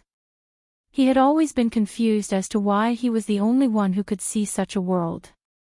Of course, for so many years, although these ferocious demons had always looked at him with a covetous gaze, they had never spoken to him or done anything malicious to him. Perhaps it was impossible. This didn't seem like a normal world. Xiao Jin's compassion was reflected in Song Yanqing's pupils. He discovered that her body was actually glowing faintly. Just like what he saw that day, it was the only light in this dark world. The light was crystal clear and actually enveloped Xiao Jin, appearing incomparably holy. Unlike before, the demons today were clearly very manic. They were roaring at Xiao Jin and Song Yanqing, flapping their huge wings and roaring at the sky, but they couldn't get close to them. Xiao Jin looked at this scene and was a little surprised. They actually summoned the Rakshasa world. Those hands were still pressed on his neck, and at this moment, he could feel the softness of the girl's palms. The two of them were very close, and it was the first time in so many years that Song Yanqing had been so close to someone. Moreover, he couldn't be disgusted. He didn't like people touching him, but at this moment, he had a different feeling. He didn't reject Xiao Jin's touch. Moreover, the situation in front of him didn't allow him to think about anything else. He slowly turned his neck and looked at the resentful eyes of the demons around him. He asked softly, "What is the Rakshasa world?" Xiao Jin held his neck like this, his eyes moving around, and slowly explained, "The Rakshasa world is a world that exists like our human world. You can think of it as another world. The Rakshasa world and the human world are not connected. Demons can't come over, and we humans can't go over. But spiritual psyche masters can be connected to the Rakshasa world. The demons of the Rakshasa world lure the demonized spiritual psyche masters and take their spirit seeds to strengthen themselves. For ordinary spiritualists, they can only be inspired by the Rakshasa realm, but they can't see it. In the years that I have existed, only a few spiritual thought masters were like me, able to form a connection with the true Rakshasa world." Her gaze gradually locked onto Song Yanqing. "You are the second human I have ever seen whose soul has formed a connection with the Rakshasa realm. When something abnormal happens around you, the Rakshasa realm's demons will descend. They are there to protect you, but also to plot against you." Song Yanqing's eyes shone with a flirtatious brilliance. "You're protecting me, but you're also scheming against me." While they were talking, a huge demon flapped its wings and appeared. It floated behind Song Yanqing. It was a few meters tall and had a ferocious face. Its facial features were similar to that of a human. The only difference was that its skin was completely black, like the bark of an old tree. It looked ferocious with its twisted roots and joints. Its eyes seemed to be scarlet. It roared at Xiao Jin from behind Song Yanqing. Song Yanqing had been here for so many years, but he had never heard the demons speak. He could only hear their roars. At this moment, he heard the roar from the demons. It was like a murmur from hell. It had the magic power to corrupt people, but it also had the power to make people fear. The voice was extremely strange. He only saw the girl in front of him slowly smile at his back. The struggle of a trapped beast.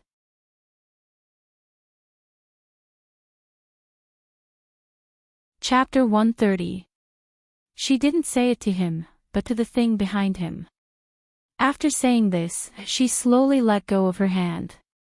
Following her movements, the surrounding scenery returned to its original state, returning to the colors it should have. Meow meow meow. Ding Dang ran down and probably sensed something. At this moment, she tilted her head and looked at them from the side of the stairs. Her big eyes were filled with doubt. Song Yanqing only looked at Xiao Jin, and said in a calm tone, "So, why did the Rakshasa world come to find me?" "You're different." Xiao Jin only guessed casually, "Other than your fate being swapped, I can't see anything about you that can catch the eye of the Rakshasa world. But they won't just follow you for no reason." Xiao Jin looked at Song Yanqing, and a strong interest had already ignited in his heart. "Maybe when your fate comes back, I'll be able to know why." In her long years, there weren't many things that could arouse her interest. She had no desire for anything.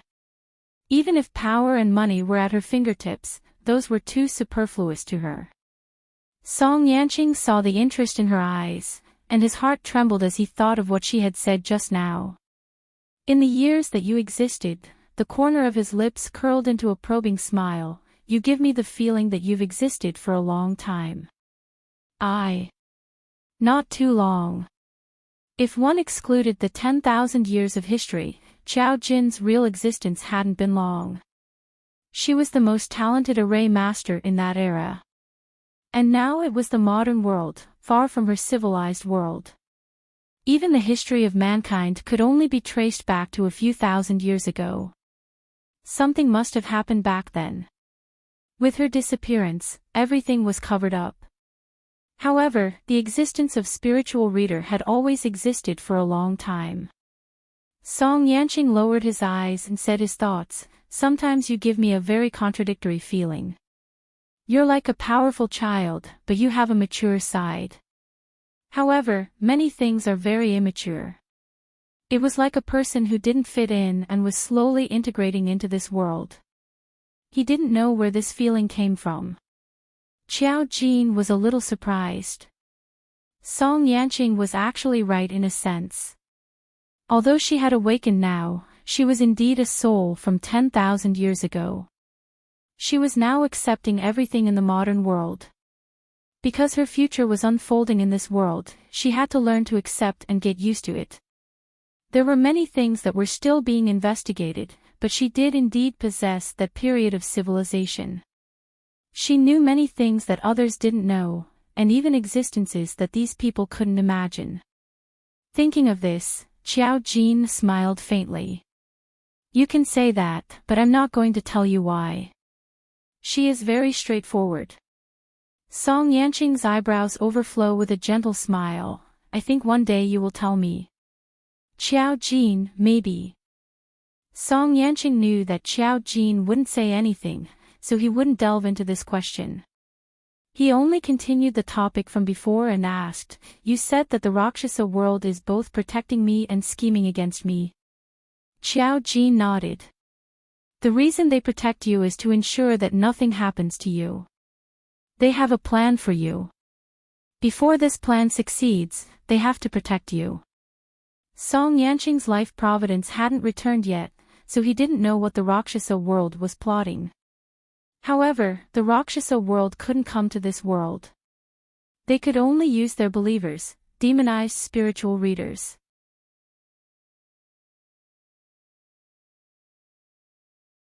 Chapter 131. Song Yanqing would not be in danger for the time being, and Qiao Jin would not rashly calculate his fate. Karma was actually not that binding on ordinary people. Otherwise, there would not be so many problems of scourges living for thousands of years. The existence of karma was to assist the conclusion that it was destined to be, and it should not interfere with the fate of ordinary people. Karma had given them different levels of power in order to suppress her. And under this limit, it was up to them to choose whether they were good or evil. Qiao Jin could not say whether it was good or bad. At least with her status, she would not inexplicably attack ordinary people in order to show off her superiority. Of course, she would not allow anyone to offend her. Song Yanqing's death aura was helpful to her, so she could help Song Yanqing appropriately. This was an exchange.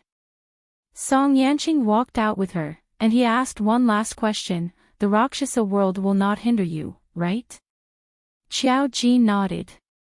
The Rakshasa world itself was a different world from theirs, and they did not hinder each other. Even if there were some believers, Qiao Jin would not take them seriously. She stayed at the Song family for lunch. Only she and Song Yanqing were at the dinner table. The Songs were all outside, and they all had their own things to do. If it were not for Qiao Jin coming today, Song Yanqing would probably be busy in the company. Song Yanqing ate elegantly, and Qiao Jin also ate in a refined manner. She just asked curiously, you were not in good health in the past, so what did you do most of the time by yourself? Song Yanqing paused for a moment, and then looked at Qiao Jin. Then I did things with my brain, such as studying and helping the family with its affairs. Qiao Jin, don't you have any friends? Song Yanqing paused for a moment. There were a few who could be considered friends, but with his status, the other party was similar to him. They had already started to help the family, and it was difficult to see them all year round. Moreover, they could not be considered bosom friends. Therefore, there was no one who could truly be a close friend.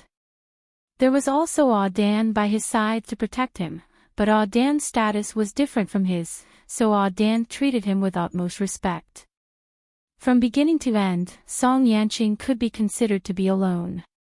But at this moment, a happy smile appeared on his face. There wasn't before, but perhaps there is now. Xiao Jin's reaction wasn't slow. You mean me? Song Yanqing put down his chopsticks. If you think I'm worthy of being your friend. Hearing this, she found it interesting. Actually, I don't have any friends either. She had never had a friend before because she could see through one's fate. She had just woken up. Other than the Mu family, she did not have any friends. She said calmly and nodded seriously. We can be friends. Song Yanqing looked at her, and his eyes seemed to be able to soften the years. Okay, from now on, we are friends. Xiao Jin nodded. She didn't feel that there was anything wrong with it. The old antiques from 10,000 years ago actually had some ideas, which were still a little out of touch with modern people. In her eyes, it was very natural for a man and a woman to become friends. She found Song Yanqing pleasing to the eye, so she naturally wanted to be friends with him. She didn't think much about other things. Because there were some things that had never appeared in her life. Since we are friends, I'll give you a gift. Song Yanqing said this. His voice was a little higher, but it was still clear and pleasant like a stream. Dan.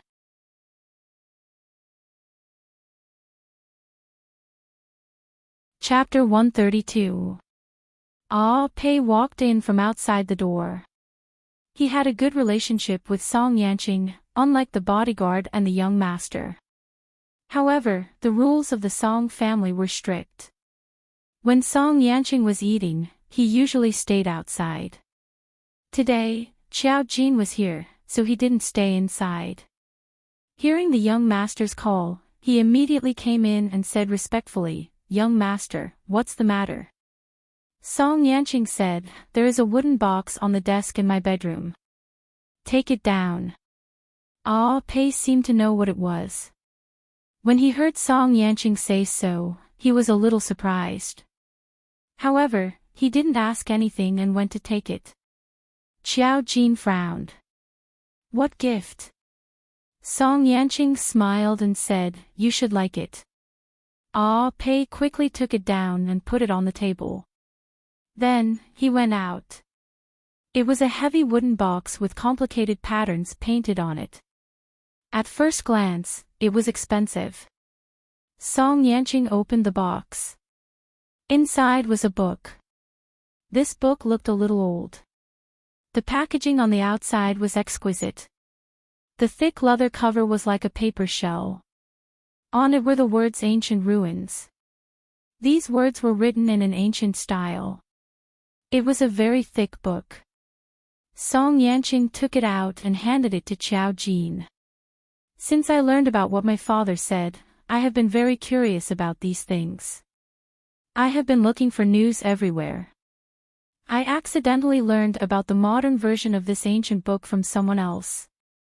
It took me a lot of effort to get it. I have probably finished reading the content inside, but I think it should be helpful to you. It records some strange things that have been passed down since ancient times. Many of them, I think, are related to the spiritual reader master. It seems to be written by a spiritual reader master." Song Yanqing continued, "The value of this book is very precious. My father said that the fortune teller also mentioned this book, but no one has found the original. I think you should take a look." "Is that so?" Xiao Jin wasn't very curious, but she took it. Since it was written by a spiritual reader master and it was an ancient book, it probably recorded the development of some things. Qiao Jin was indeed interested in this at the moment. She couldn't guarantee that she wouldn't get some clues about her nemesis, but at least she could see how the era of psychic sorcerers changed after they disappeared. Thinking of this, Qiao Jin looked at Song Yanqing. This gift is very precious and I am indeed interested in it. Since you gave it to me, I'll give you a gift too. After saying this, she stretched out her finger again and pressed it on Song Yanqing's Adam's apple. However, this time, the movements were very fast, and the Rakshasa world did not appear. Song Yanqing only felt an aura enter his throat, and it was indescribably cold. You don't have to worry about the Rakshasa realm's devils harassing you anymore. With me here, you don't have to see them for the time being. Song Yanqing was just an ordinary person, and he knew that the Rakshasa realm must have brought some trouble to his world. Looking at those ugly things every day, he probably wouldn't be in a good mood. Song Yanqing didn't expect it to be such a gift. He touched his Adam's apple and chuckled. Thank you. Qiao Jin said, You're welcome. You also gave me a gift. She put away the book and Song Yanqing's notes, and then left the Song family's mansion happily. Tong couldn't leave Song Yanqing, so she sent someone to send her home. She turned around and returned to the house, facing Song Yanqing with a face full of shock. Young master, you know that many people are looking for that book, so you directly gave it to Miss Zhao. She was a bit too generous. Song Yanqing sat in the house and said, It's not a loss. Tong.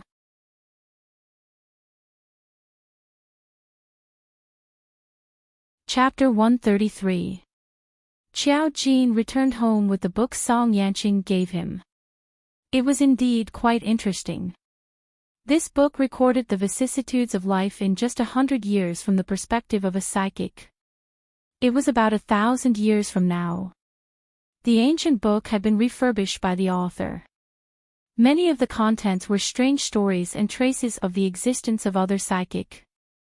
Qiao Jin found an interesting point. That was, the book mentioned a special kind of psychic. From his perspective, it was an array master. Compared to the scarcity of psychic speakers, array masters were still traceable. Obviously, the author had a strong interest in this kind of special psychic, which also made Qiao Jin understand one thing. Even 1,000 years ago, the traces of array masters began to disappear at that time. As a result, people now only had the concept that psychic was equivalent to a wizard. Array masters and psychic speakers had disappeared in the long river of history. But this was not the case. There were array masters in the Feng family, including the current situation of Song Yanqing, which was also caused by array masters. At least it proved that someone still kept a part of the secrets of array masters. The special thing about array masters was that they were not like wizards who could do whatever they wanted. Array masters needed to know the array points. In this world, there were array points at every moment and every place. This was the foundation that array masters relied on. Just like when Qiao Jin cast spells, the array points were connected, and she could achieve the effect she wanted. Of course, if you were not an array master, you could not see the array points. Feng Shui was related to array points. Some array points were naturally connected and would create a natural pattern. This was the Feng Shui pattern. Different array points had different effects. Qiao Jin slightly narrowed his eyes. He was curious if people nowadays thought that array masters were the same as them. Although they were all psychic, there were some differences between them. On the way back from the Song family, she felt that someone was following her. It was the same person from last time. She pursed her lips and smiled. She did not take it seriously. It was not until she returned home that her face changed a little. Even the originally light and peaceful smile gradually faded and became a little heavy. Her dark and bright eyes looked at the lights in the house. She smelled something unusual. It was a smell that made her extremely unhappy. When she arrived at the door, the the servants in the house had already noticed her figure and quickly came out to receive her. They took away the things in her hands and said, "The young miss of the Feng family has come to our house as a guest." Qiao Jin raised his lips and smiled faintly. "Isn't she already paralyzed? How many years does she have to recuperate? You're back so soon." The servant didn't know the ins and outs of the matter, but she knew that Feng Fei he had an accident. She just didn't dare to answer Qiao Jin's question rashly. Mu Jinming and Qiao Fei were already back in the living room. Everyone was chatting happily. When they saw Qiao Jin, Qiao Fei's eyes lit up. "Jin, you're back." Everyone looked at Qiao Jin. The three brothers of the Mu family were not here. There were only Qiao Jin and Mu Jinming at home. Sitting opposite them were Feng Fei he, who had an accident not long ago and was said to be paralyzed for several years, and her parents. When Feng Fei he looked over, there was an inconspicuous resentment in the depths of her eyes, but no one else saw it. In the eyes of Qiao Jin, her beautiful face was full of hypocritical smiles at the moment. Feng Fei he's mother looked at Qiao Jin and showed a superficial friendly smile. "This is Qiao Jin. You are really generous and talented."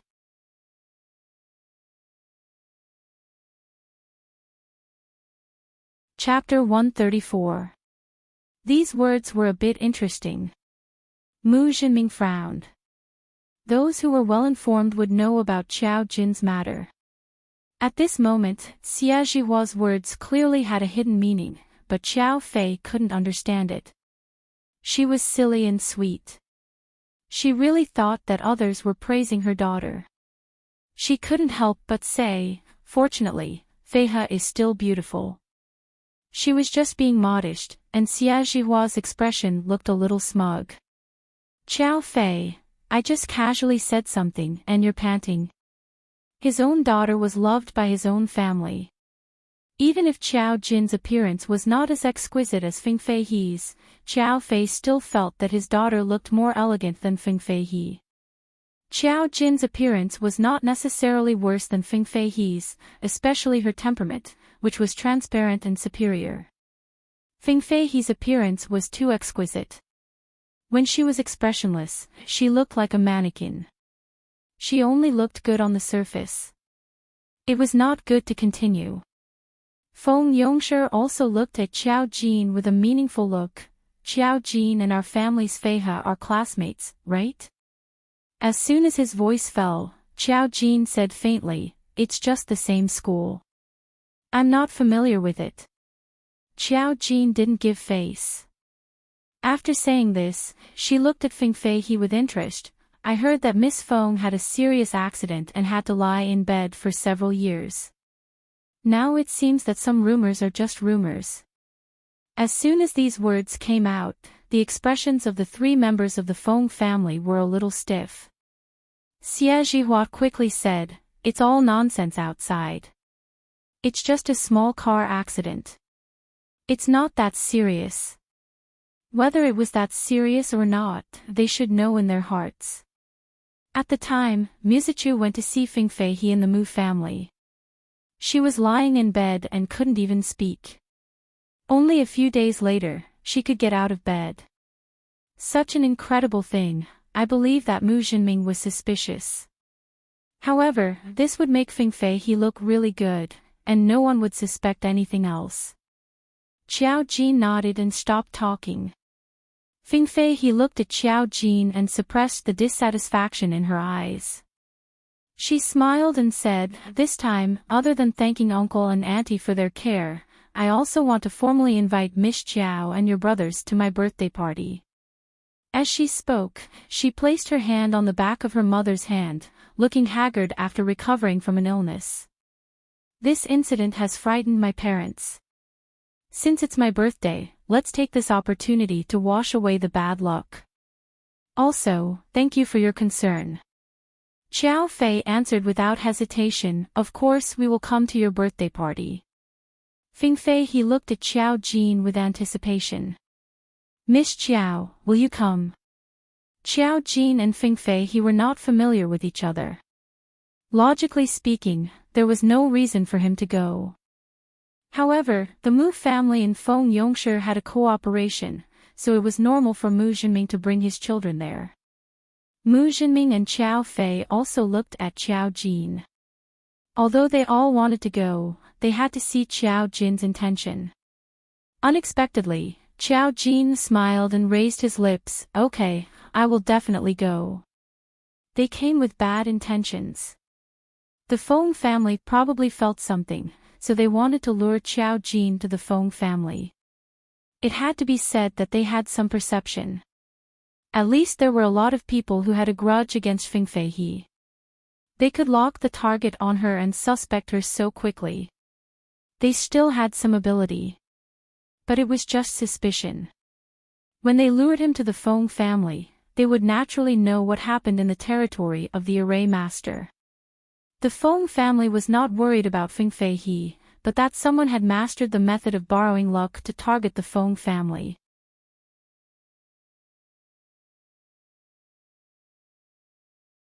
Chapter 135.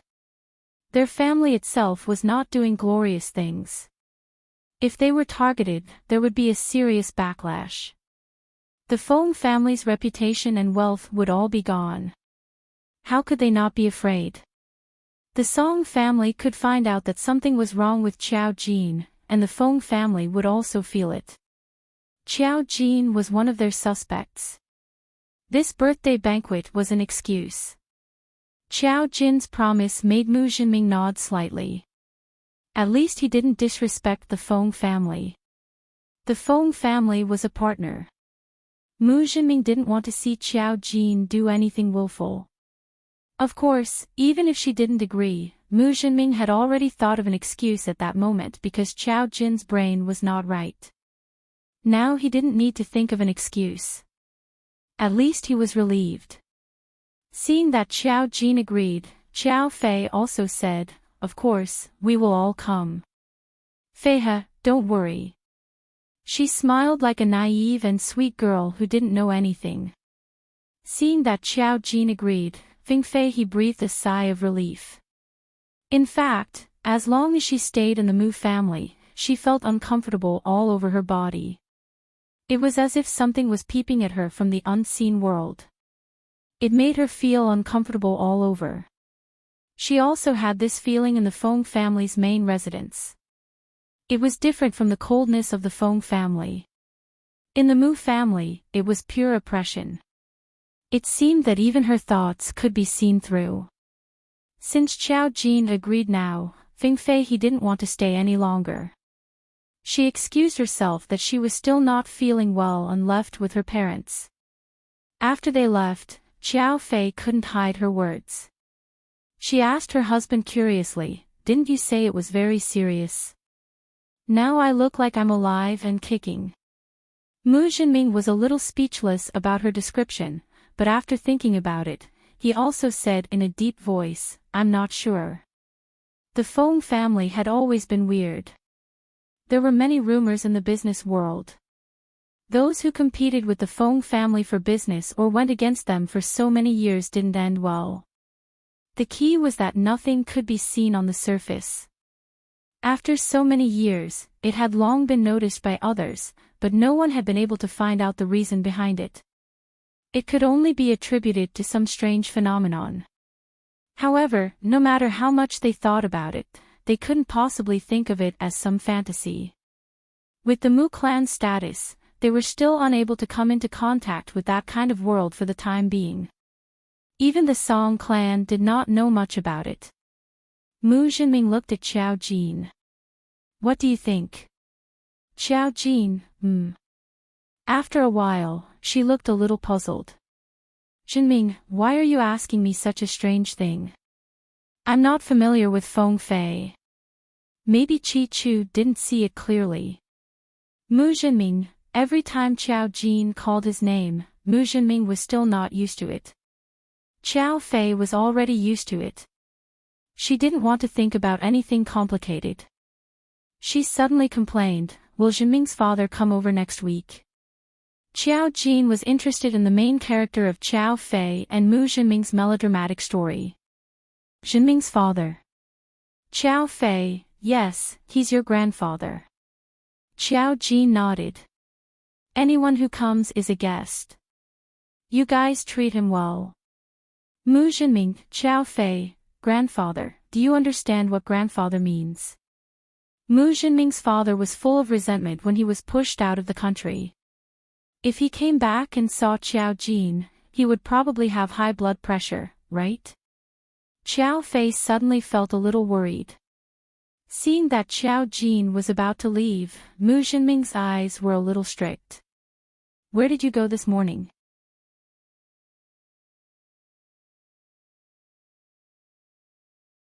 Chapter 136. The Song Family. Qiao Jin answers directly, I went to see Song Yanqing. Qiao Fei's eyes stare like copper bells. It's one thing to know it on the phone. It's another thing to know it now. When did you have such a good relationship with the young master of the Song family? Qiao Jin says naturally, friends. Qiao Fei, why haven't I heard that other people are Song Yanqing's friends? She feels that this is beyond her knowledge. She looks up at her husband for help. Mu Jinming has a headache about Qiao Jin and the Song family. He doesn't want to ask more at all. Now he just asks casually. Seeing Qiao Jin's calm attitude, he doesn't care about her, you should pay attention to yourself. The Song family is more mysterious than the Feng family. Song Yanqing is especially important. Now Qiao Jin is in contact with the biggest treasure of the Song family. Song Shirin doesn't think that Qiao Jin is in danger. He won't care about this kind of superfluous thing. If the Song family doesn't like it, they would have reminded the Mu family. But Qiao Fei is still scared by Qiao Jin's shocking remarks. Now the Song family acts as if nothing has happened. They even let Song Yanqing and Qiao Jin contact each other by themselves. His breadth of mind was magnanimous. Qiao Jin smiles softly and doesn't explain more to them. She goes upstairs and puts the things she brings back on the table. Song Yanqing's notes and the book. She just read it on the way. Now she sits down and reads the book back and forth while she has nothing to do in the afternoon. The compiler of the book is Zhongli Wuyo. She doesn't know whether it is a pseudonym or his real name. Qiao Jin uses the magic circle to calculate the name. Unexpectedly, he is really a psychic. He even has a bloodline that has been passed down to this day. Qiao Jin did not have any special information he needed to know for the time being, so he stopped the calculations. He had written a lot of information about magi, but there were a few array points in the book. He had obviously been pointed out by others, and there were even corresponding symbols. The corresponding areas of the array points were taken out and compared with the map. It turned out that they were all occupied by the current giant groups. Qiao Jin looked at the book thoughtfully. This should be a book that would be very useful to normal people. Many of the places mentioned in the book were treasured lands formed by natural array points. Of course, there were also places of murder. Qiao Jin was not very interested, but for a wizard to know so much about the array points of a sorcerer, what kind of guidance did he have? It was not easy to find, suppress, and make use of these places. She chuckled. At this moment, He Yao's call came. The other party sounded a little guilty. Miss Qiao, can you come out tonight? Qiao Jin looked up. Whether I come or not, the end result will be the same, so I don't want to waste my time. He Yao, she sounded a little relieved. You know. Qiao Jin said, you can tell the people around you that I won't be of any use even if I go. I won't join your organization, and I don't have the ability to predict the future like you think. Of course, I won't tell you what I am. He Yao sighed. I understand what you mean, she glanced at the person in the distance. But Miss Qiao, this matter is a little troublesome. Can you just come and meet me?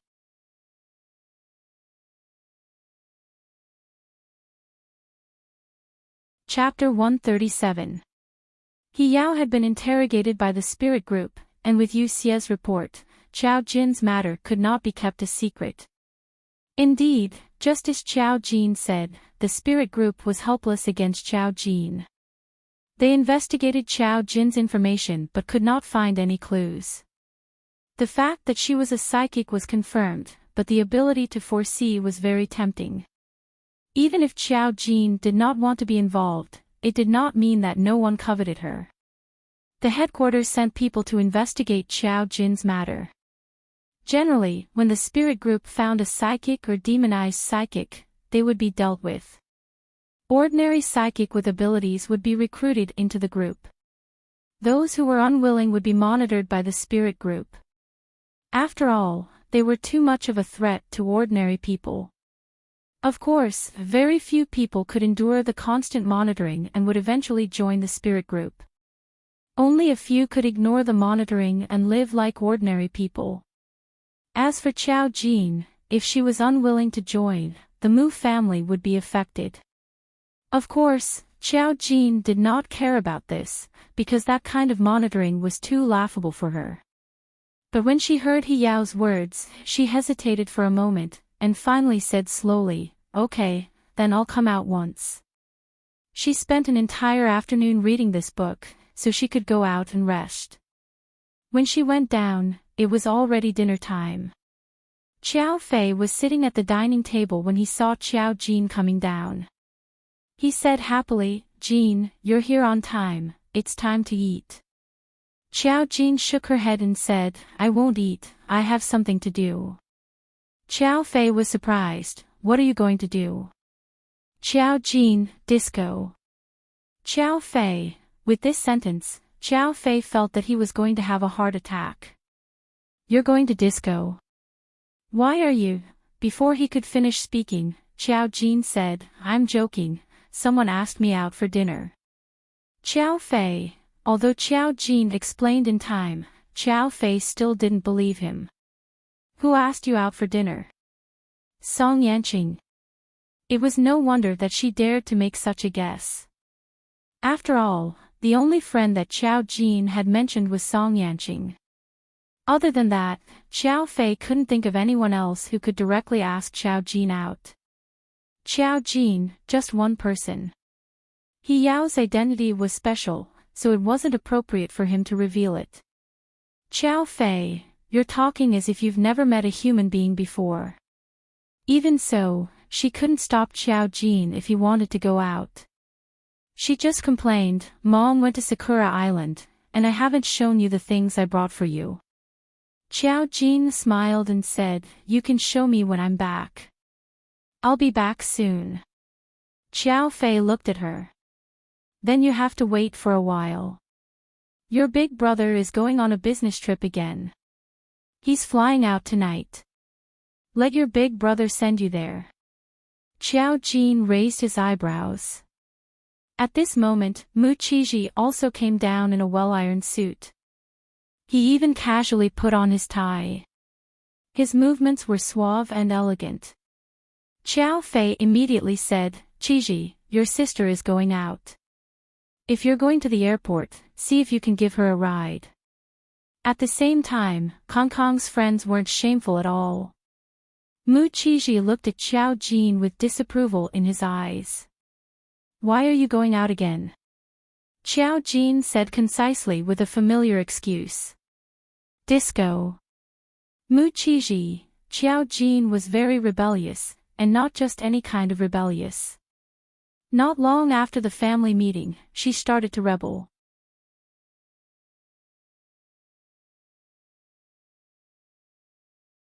Chapter 138. Qiao Fei saw Mu Qiji's darkening face and hurriedly said, "She's just spouting nonsense. She's just going to meet a friend." At this point, she even displayed her authority as a mother. "You're not allowed to go to the disco. If you do, I'll break your legs." Qiao Jin, coincidentally, Muzilian also rushed downstairs. Mom, I won't be eating dinner. My friend asked me out and I'm going to the disco. Xiao Fei's face turned stern when she saw that her son, who had just reprimanded Xiao Jin, had come out to undermine her. You're not allowed to go. If you do, I'll break your legs.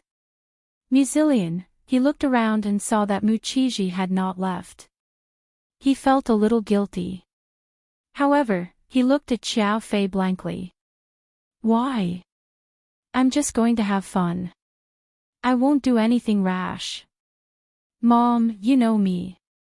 Xiao Fei had never interfered when he went to the disco. Muchiji added, in the future, no one is allowed to go to the disco. This is the family rule. If you go, I'll deduct your pocket money. Muzillion, was he still human? This was Muzillion's weakness, not Xiao Jin's. She walked downstairs. Big brother isn't going the same way as me. I'll go by myself.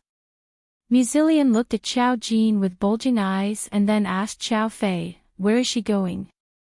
Before Xiao Fei could say anything, Xiao Jin said lazily, to the disco. Everyone, Muzillion looked at Xiao Jin who was striding away. Then, he looked at Xiao Fei and suddenly felt indignant. Why are you targeting me? Xiao Fei, at this moment, she felt very tired. The child had grown up. It was time for him to be rebellious. Especially Xiao Jin's rebellious period. It came later than anyone else and was stronger than anyone else. It took him some time to arrive at the place where he had agreed to meet He Yao. Since it was a meeting and he was a spiritual reader, he didn't choose a particularly crowded place. There was a shopping mall. Although it was located in the downtown area, it didn't seem to be doing very well. There were very few people in the entire shopping mall. Especially the dining area on the top floor, there were not many people there. It was very quiet, but it was very suitable for talking. When Xiao Jin walked over, he saw that He Yao was the only familiar face he had met today. The other two people were a man and a woman. It exuded a very powerful aura. They were not simple spiritual readers. What was interesting was that not only did they have an aura, but they also wore expensive branded clothes. The accessories on their wrists and necks showed that even if they were spiritual readers, they were not from ordinary families. The man was handsome, and the woman was beautiful. They looked very close, so they should be brother and sister. He Yao saw Xiao Jin and waved at him. The two of them looked at her at the same time. At the same time, Xiao Jin felt a force invading his body. He sized it up very impolitely. She smiled lightly and did nothing.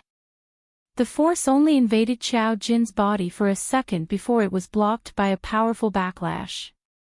At the same time, the girl's face turned pale. The boy glanced at Xiao Jin and noticed the change in his sister. He immediately asked in a deep voice, "Painting, what's wrong?" The girl shook her head and glanced at Xiao Jin. There was a trace of fear in her eyes. She only said one word to her brother silently, "Dangerous." The boy's expression changed. His sister was a spiritual reader. If she said that someone was dangerous, then it must be someone they couldn't deal with. He then looked at Xiao Jin. She was wearing a mini summer pineapple pattern knee-length dress. She exuded innocence, and her face was calm. It was as if she did not feel anything. He could not tell that she was dangerous at all.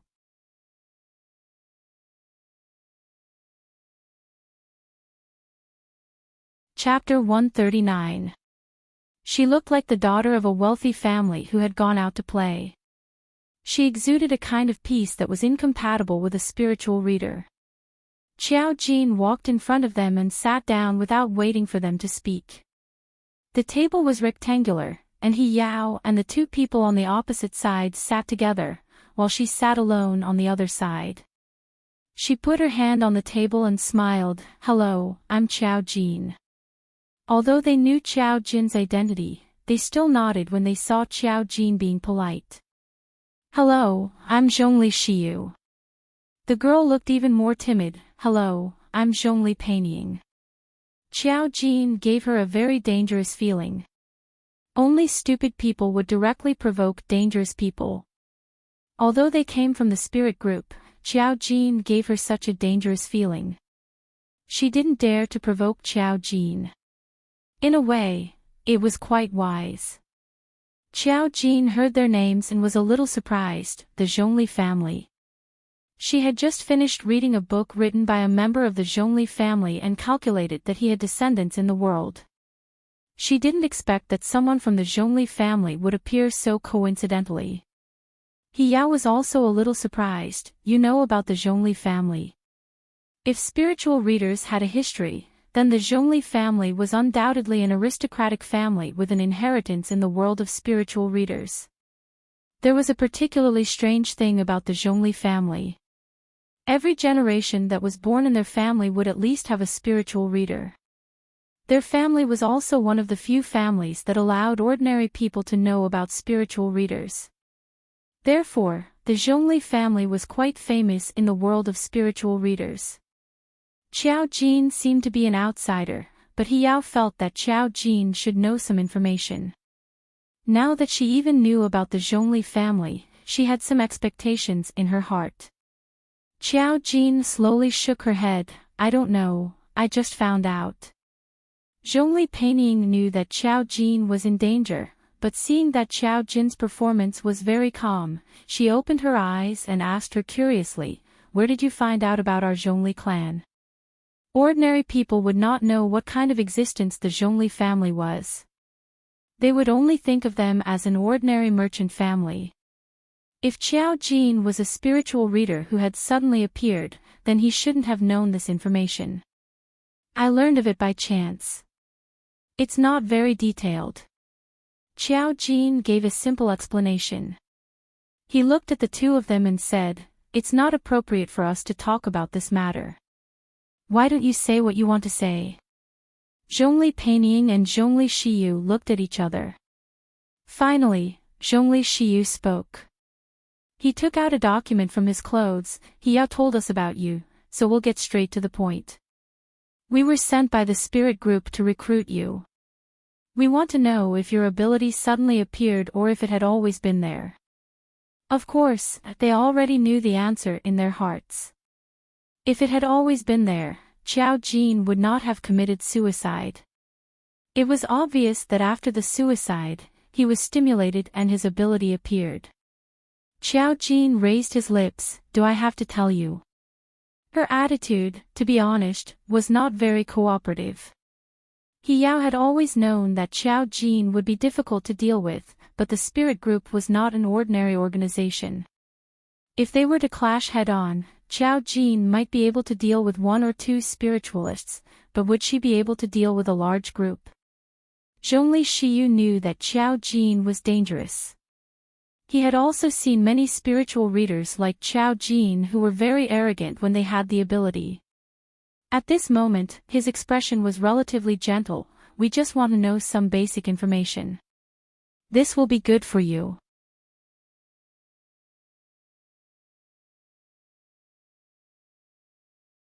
Chapter 140. The benefit is that you think it's an honor to recruit me into the spirit group. The waiter came over to help Qiao Jin pour a cup of hot lemon water. Qiao Jin picked up the cup and took a sip, saying, "It's not an honor for me, it's just a hassle." Zhongli Shiyu's face was a little ugly. Generally, after knowing the existence of the spirit group, a spiritual reader would at least show a look of surprise. Moreover, after knowing that the spirit group had many spiritual readers, they would put away their contempt. Qiao Jin in front of him was not looking down on them. At least her attitude from beginning to end revealed a kind of indifference to the spirit group. Wasn't this contempt?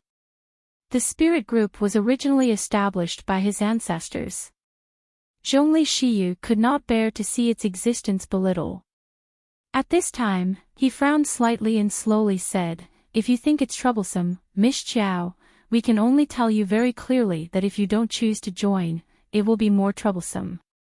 In order to protect the safety of ordinary people, we will monitor spiritual readers like you.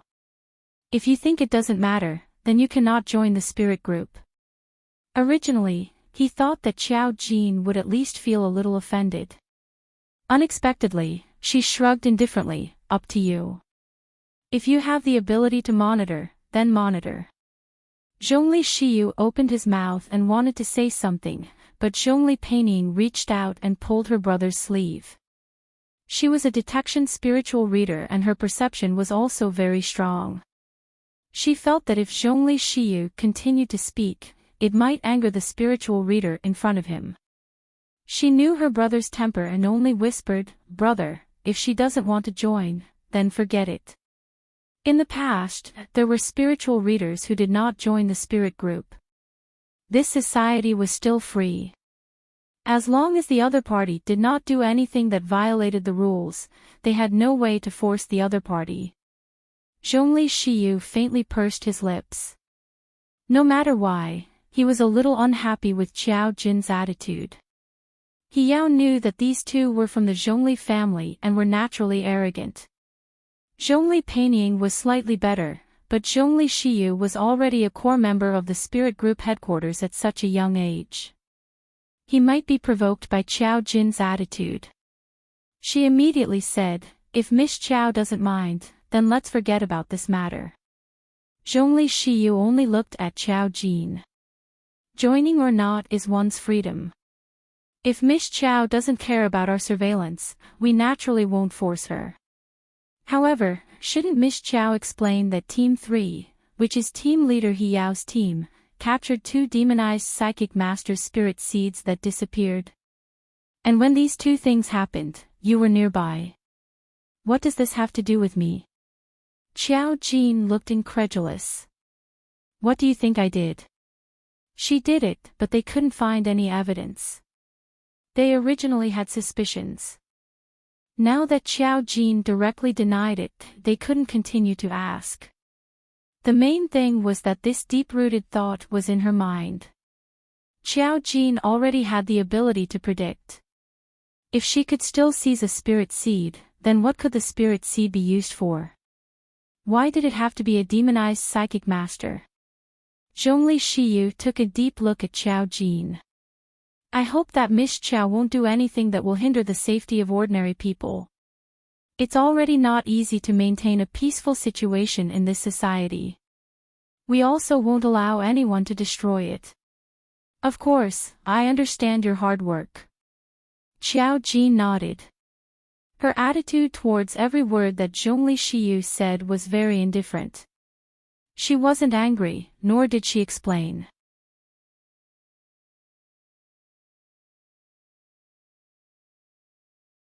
Chapter 141. The stubborn Xiao Jin made the Zhongli siblings retreat in defeat. However, as soon as Xiao Jin rejected them, they would start monitoring him. The abilities of a spiritualist were complicated. Some spiritualists could directly monitor other people's tracks from afar, which was more useful than surveillance cameras. Xiao Jin couldn't escape if he could endure this kind of monitoring. The 2 from the Zhongli family retreated quickly. In the end, only He Yao and Xiao Jin were left. He Yao sighed and said, "Even if you reject them, they won't let it go. They will definitely check your abilities." "So be it." Xiao Jin smiled and said, "As long as they don't interfere with me, they can do whatever they want." As for monitoring, did he have the ability? A small array formation was enough to fool their eyes. He Yao suddenly said in a low voice, "I didn't tell them about the spirit seed of the demonized spiritualist you told me about." At least back then, Xiao Jin had honestly said that she needed the demonized spiritualist seed. He Yao didn't say anything about this. Even she didn't know what she was thinking. "It doesn't matter if you say it or not." Xiao Jin smiled brightly. "You just have to say it. They need evidence."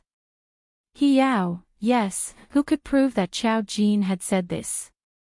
Even if she said it, the spirit group still needed to check. Yao had a conflicted feeling about Qiao Jin's existence. From the first time they met, she had an inexplicable fear of Qiao Jin. Yes, fear. Whether it was the first time they met or the confrontation at the police station.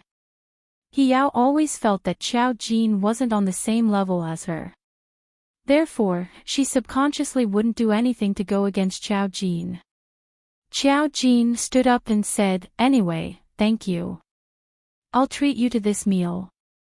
Yao looked at the 4 glasses of water on the table.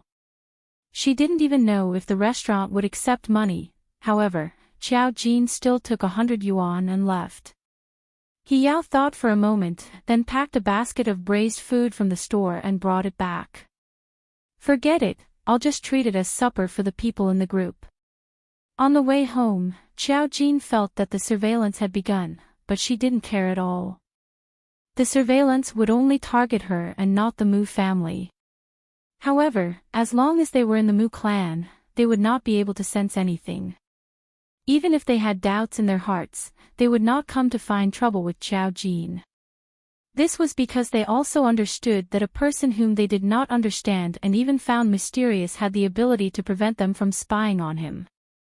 If they angered him, it would be a very unwise move. That little girl, Zhongli Peining, was a spiritual reader. At most, she seemed to be dangerous on the surface, but in reality, she was far more dangerous than Zhongli Peining knew. However, her level was too low. She could not see Qiao Jin's true strength at all.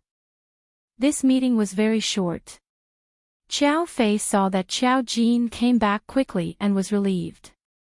Even if it was a disco, it wouldn't be so fast, right? Moreover, the people she secretly sent to follow Qiao Jin had already said that Qiao Jin really did meet with a few friends, even if Qiao Fei didn't know those friends. However, as long as they didn't go to inappropriate places, everything would be fine. After saying goodbye to Qiao Fei, Qiao Jin prepared to go back to take a shower and rest. However, as soon as she entered her room, she felt that the sky had darkened. It was already night time, so the darkness was not ordinary. She turned her head and saw the ferocious face of a demon outside the window. It was staring at her fiercely. If this was a horror movie, it would not feel out of place.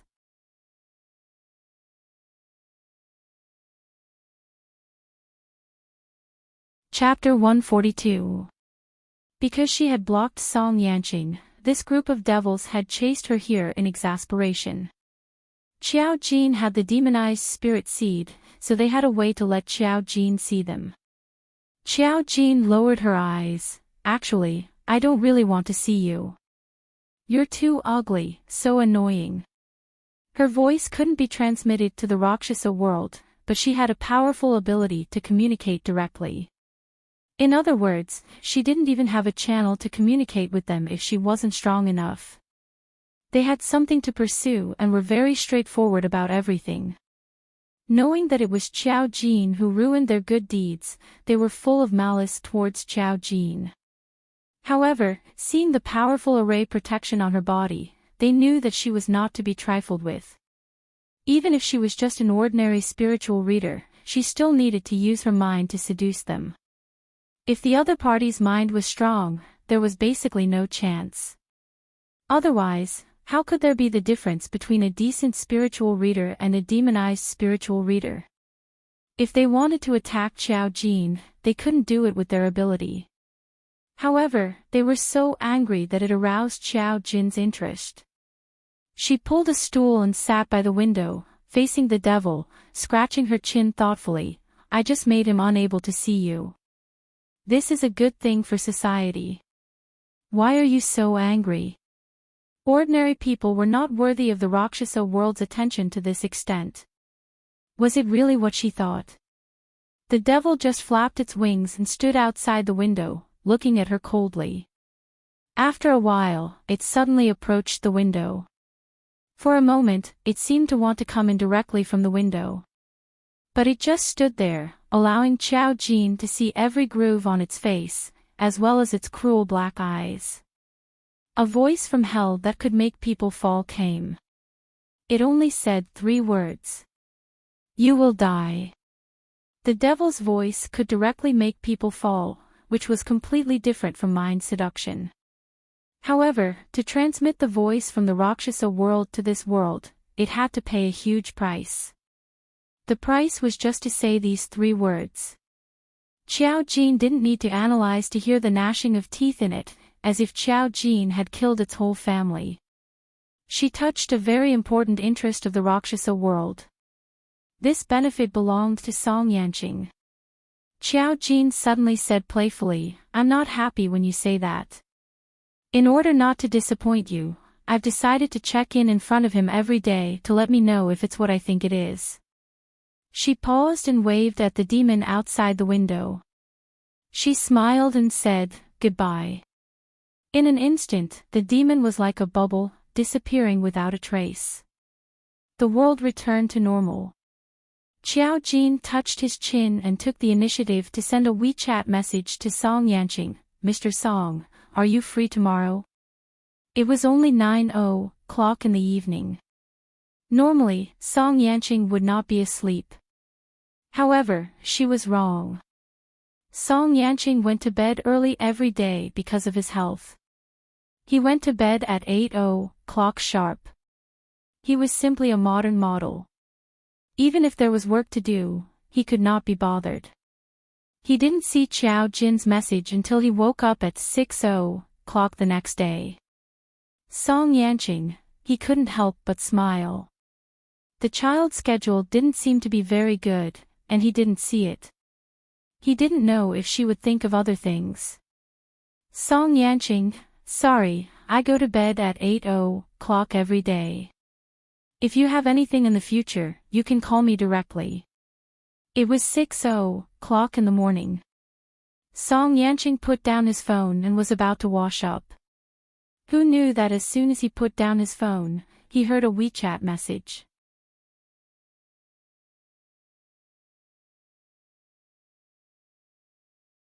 Chapter 143. He lowered his head and saw that Xiao Jin had replied to his message. It was from Jin Jinyo. It's good to sleep early and wake up early. When he saw this name, Song Yanqing's mind would think of the girl who looked cold and indifferent with a hint of weirdness. This childish name didn't suit her. Song Yanqing curled his lips. For the first time in his life, he took the initiative to change someone's name. Amazing kid, to him, the 20-year-old Xiao Jin was just a kid. After he was done, he slowly replied to Xiao Jin's message. He really wasn't good at typing on the keyboard. Song Yanqing, why are you awake so early? Did the message wake you up? Amazing kid, no, I woke up naturally. It doesn't matter if she can sleep long enough. She can open her eyes whenever she wants. It's normal for messages to wake her up. She'll be awake when she wakes up. She won't be delirious.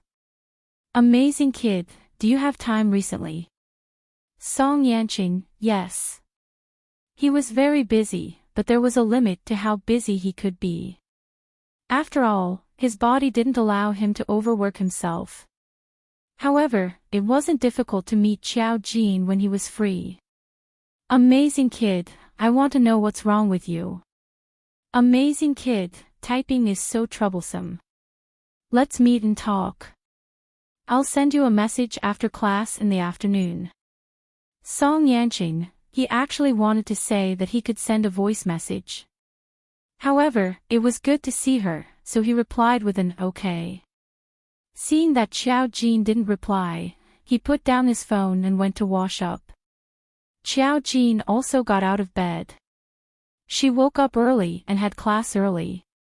She could go out for a run or two. However, she had a premonition. After washing up, she went to her cat treasure shop to take a look. Sure enough, there was a new message. Besides Lin Si's matter about her sister, there was a new order. Looking at the time, it was 3:30 in the morning. Actually, she had a premonition, but she was too lazy to get up to reply. She glanced at the person who left the order. The person who made the reservation was anonymous. He only asked if the customer service was available. No customer service staff would still be waiting at the store at 3:30. Xiao Jin replied. Today, I'm here now. Dear, what do you want to know? She replied to the message but did not go out. Instead, she lay back on the bed. As expected, the other party replied in less than 20 seconds. Anonymous buyer XX, your customer service woke up so early. Anonymous buyer XX, I don't know what I'm doing either. I just want to know about someone. Anonymous buyer XX, it's okay if you can't find it. It's been many years. She sounded a little disappointed when she said this. Today, are you celebrities so busy that you've been working through the night? Fan Jin's hand that was holding the phone froze when she heard the customer service's words. Her pretty face revealed a hint of shock, and she even subconsciously raised her head to look to the side. His assistant was dozing off beside him. Other than that, there was no one else in the lounge. However, the customer service's words made her hair stand on end. The information she posted on Cat Treasure was fake. It was impossible for her to reveal her identity as a celebrity. How did he know that she was a celebrity? Fan Jin was too shocked. She quickly typed back. Anonymous buyer XX, how did you know? The other party replied with the demeanor of an expert. Today, you're here for fortune-telling. Do you need a reason? Fan Jin, she stared at the message in a daze. Did she really find a capable fortune-telling shop?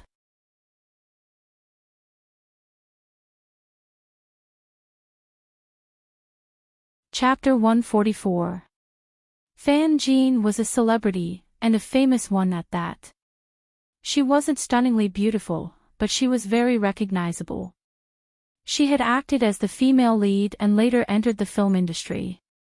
Her movie became very popular and earned more than 1 billion yuan at the box office. She even won the Best Actress award. She had a high status in the industry. Although she wasn't as famous as those popular little fresh meats or young actresses, anyone who saw her would have to politely call her elder sister. Because of this, she knew that there was a lot of gossip in the industry. Most of the information on the internet was fake. If news of this kind of fortune-telling were to spread, it would be another joke. She had a knot in her heart that she had been depressed for many years. She even suffered from depression because of it. Now that she had recovered, she was too shocked by an incident not long ago. She let her imagination run wild and realized that she wasn't in a good mood. She felt that something was wrong and was afraid that her depression would relapse. Only she knew how terrible it was to suffer from depression. The constant despair was oppressive and suffocating. She had lost her pursuit of life. She wanted an answer, but as a celebrity, she couldn't be too high profile. Moreover, many people were watching her. She was just randomly searching for relevant information on the internet, not for fortune-telling. She didn't expect to find such a fortune-telling shop on Cat Treasure. Of course, the fortune-telling was fake, but she just wanted to be at ease. As long as she confirmed it, it was fine. After a few minutes of silence, she sent the person's name and information. This was a knot that had been there for more than 10 years. Today, this information is fake. Tell me your date of birth. Fan Jin's hand trembled. The name was fake. How could it be? This was the name she had been calling for many years. Her face turned pale. She didn't tell the shop owner first. She only asked, even the birthday information is fake. Today, it's fake. There's no such person. Fan Jin's face turned even paler. It would be fine if the shop owner was just randomly calculating, but she said it so confidently that Fan Jin was at a loss. She sent her date of birth to the shop owner. The shop owner replied 3 minutes later. Today, according to the information you said, you actually want to confirm whether a man is dead or not, right? Today, and you saw him a few days ago. You're suspicious. Today, he's not dead. He lied to you. Fan Jean was so shocked that she dropped her phone and covered her mouth reflexively. She had just randomly found a fortune-telling shop, but with just a few words of information from her, the other party even knew that she had seen that person recently. No one knew about this. No one should know about it. She didn't know what was wrong with her. She was almost out of breath. She covered her mouth, and big drops of tears fell uncontrollably from her usually strong and proud face. Even she didn't know why she was crying. When the assistant heard the phone ringing, she was jolted awake. When she saw Fan Jean covering her mouth with tears streaming down her face, she was shocked awake. "Sis, what's wrong? What's wrong? Aren't you getting too into character?" The assistant's first thought was that Fan Jean was too immersed in the filming and ended up getting too immersed in the character. Fan Jean covered her mouth. She didn't know what was wrong with her. Usually, she could control her tears when she was filming, but now, she couldn't control them. She couldn't even make a sound. Her tears kept falling, and she even bit the back of her hand. He didn't die.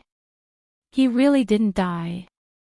His eyes weren't playing tricks on him that day. You're tuning into the LoveLore Library YouTube channel. We're so grateful for your support, and don't forget to subscribe to join us on this incredible journey through captivating stories. Your generosity through donations truly makes a world of difference, as it's the primary source of revenue that allows me to expand and enhance this channel for you. Thank you from the bottom of my heart for being a part of this adventure.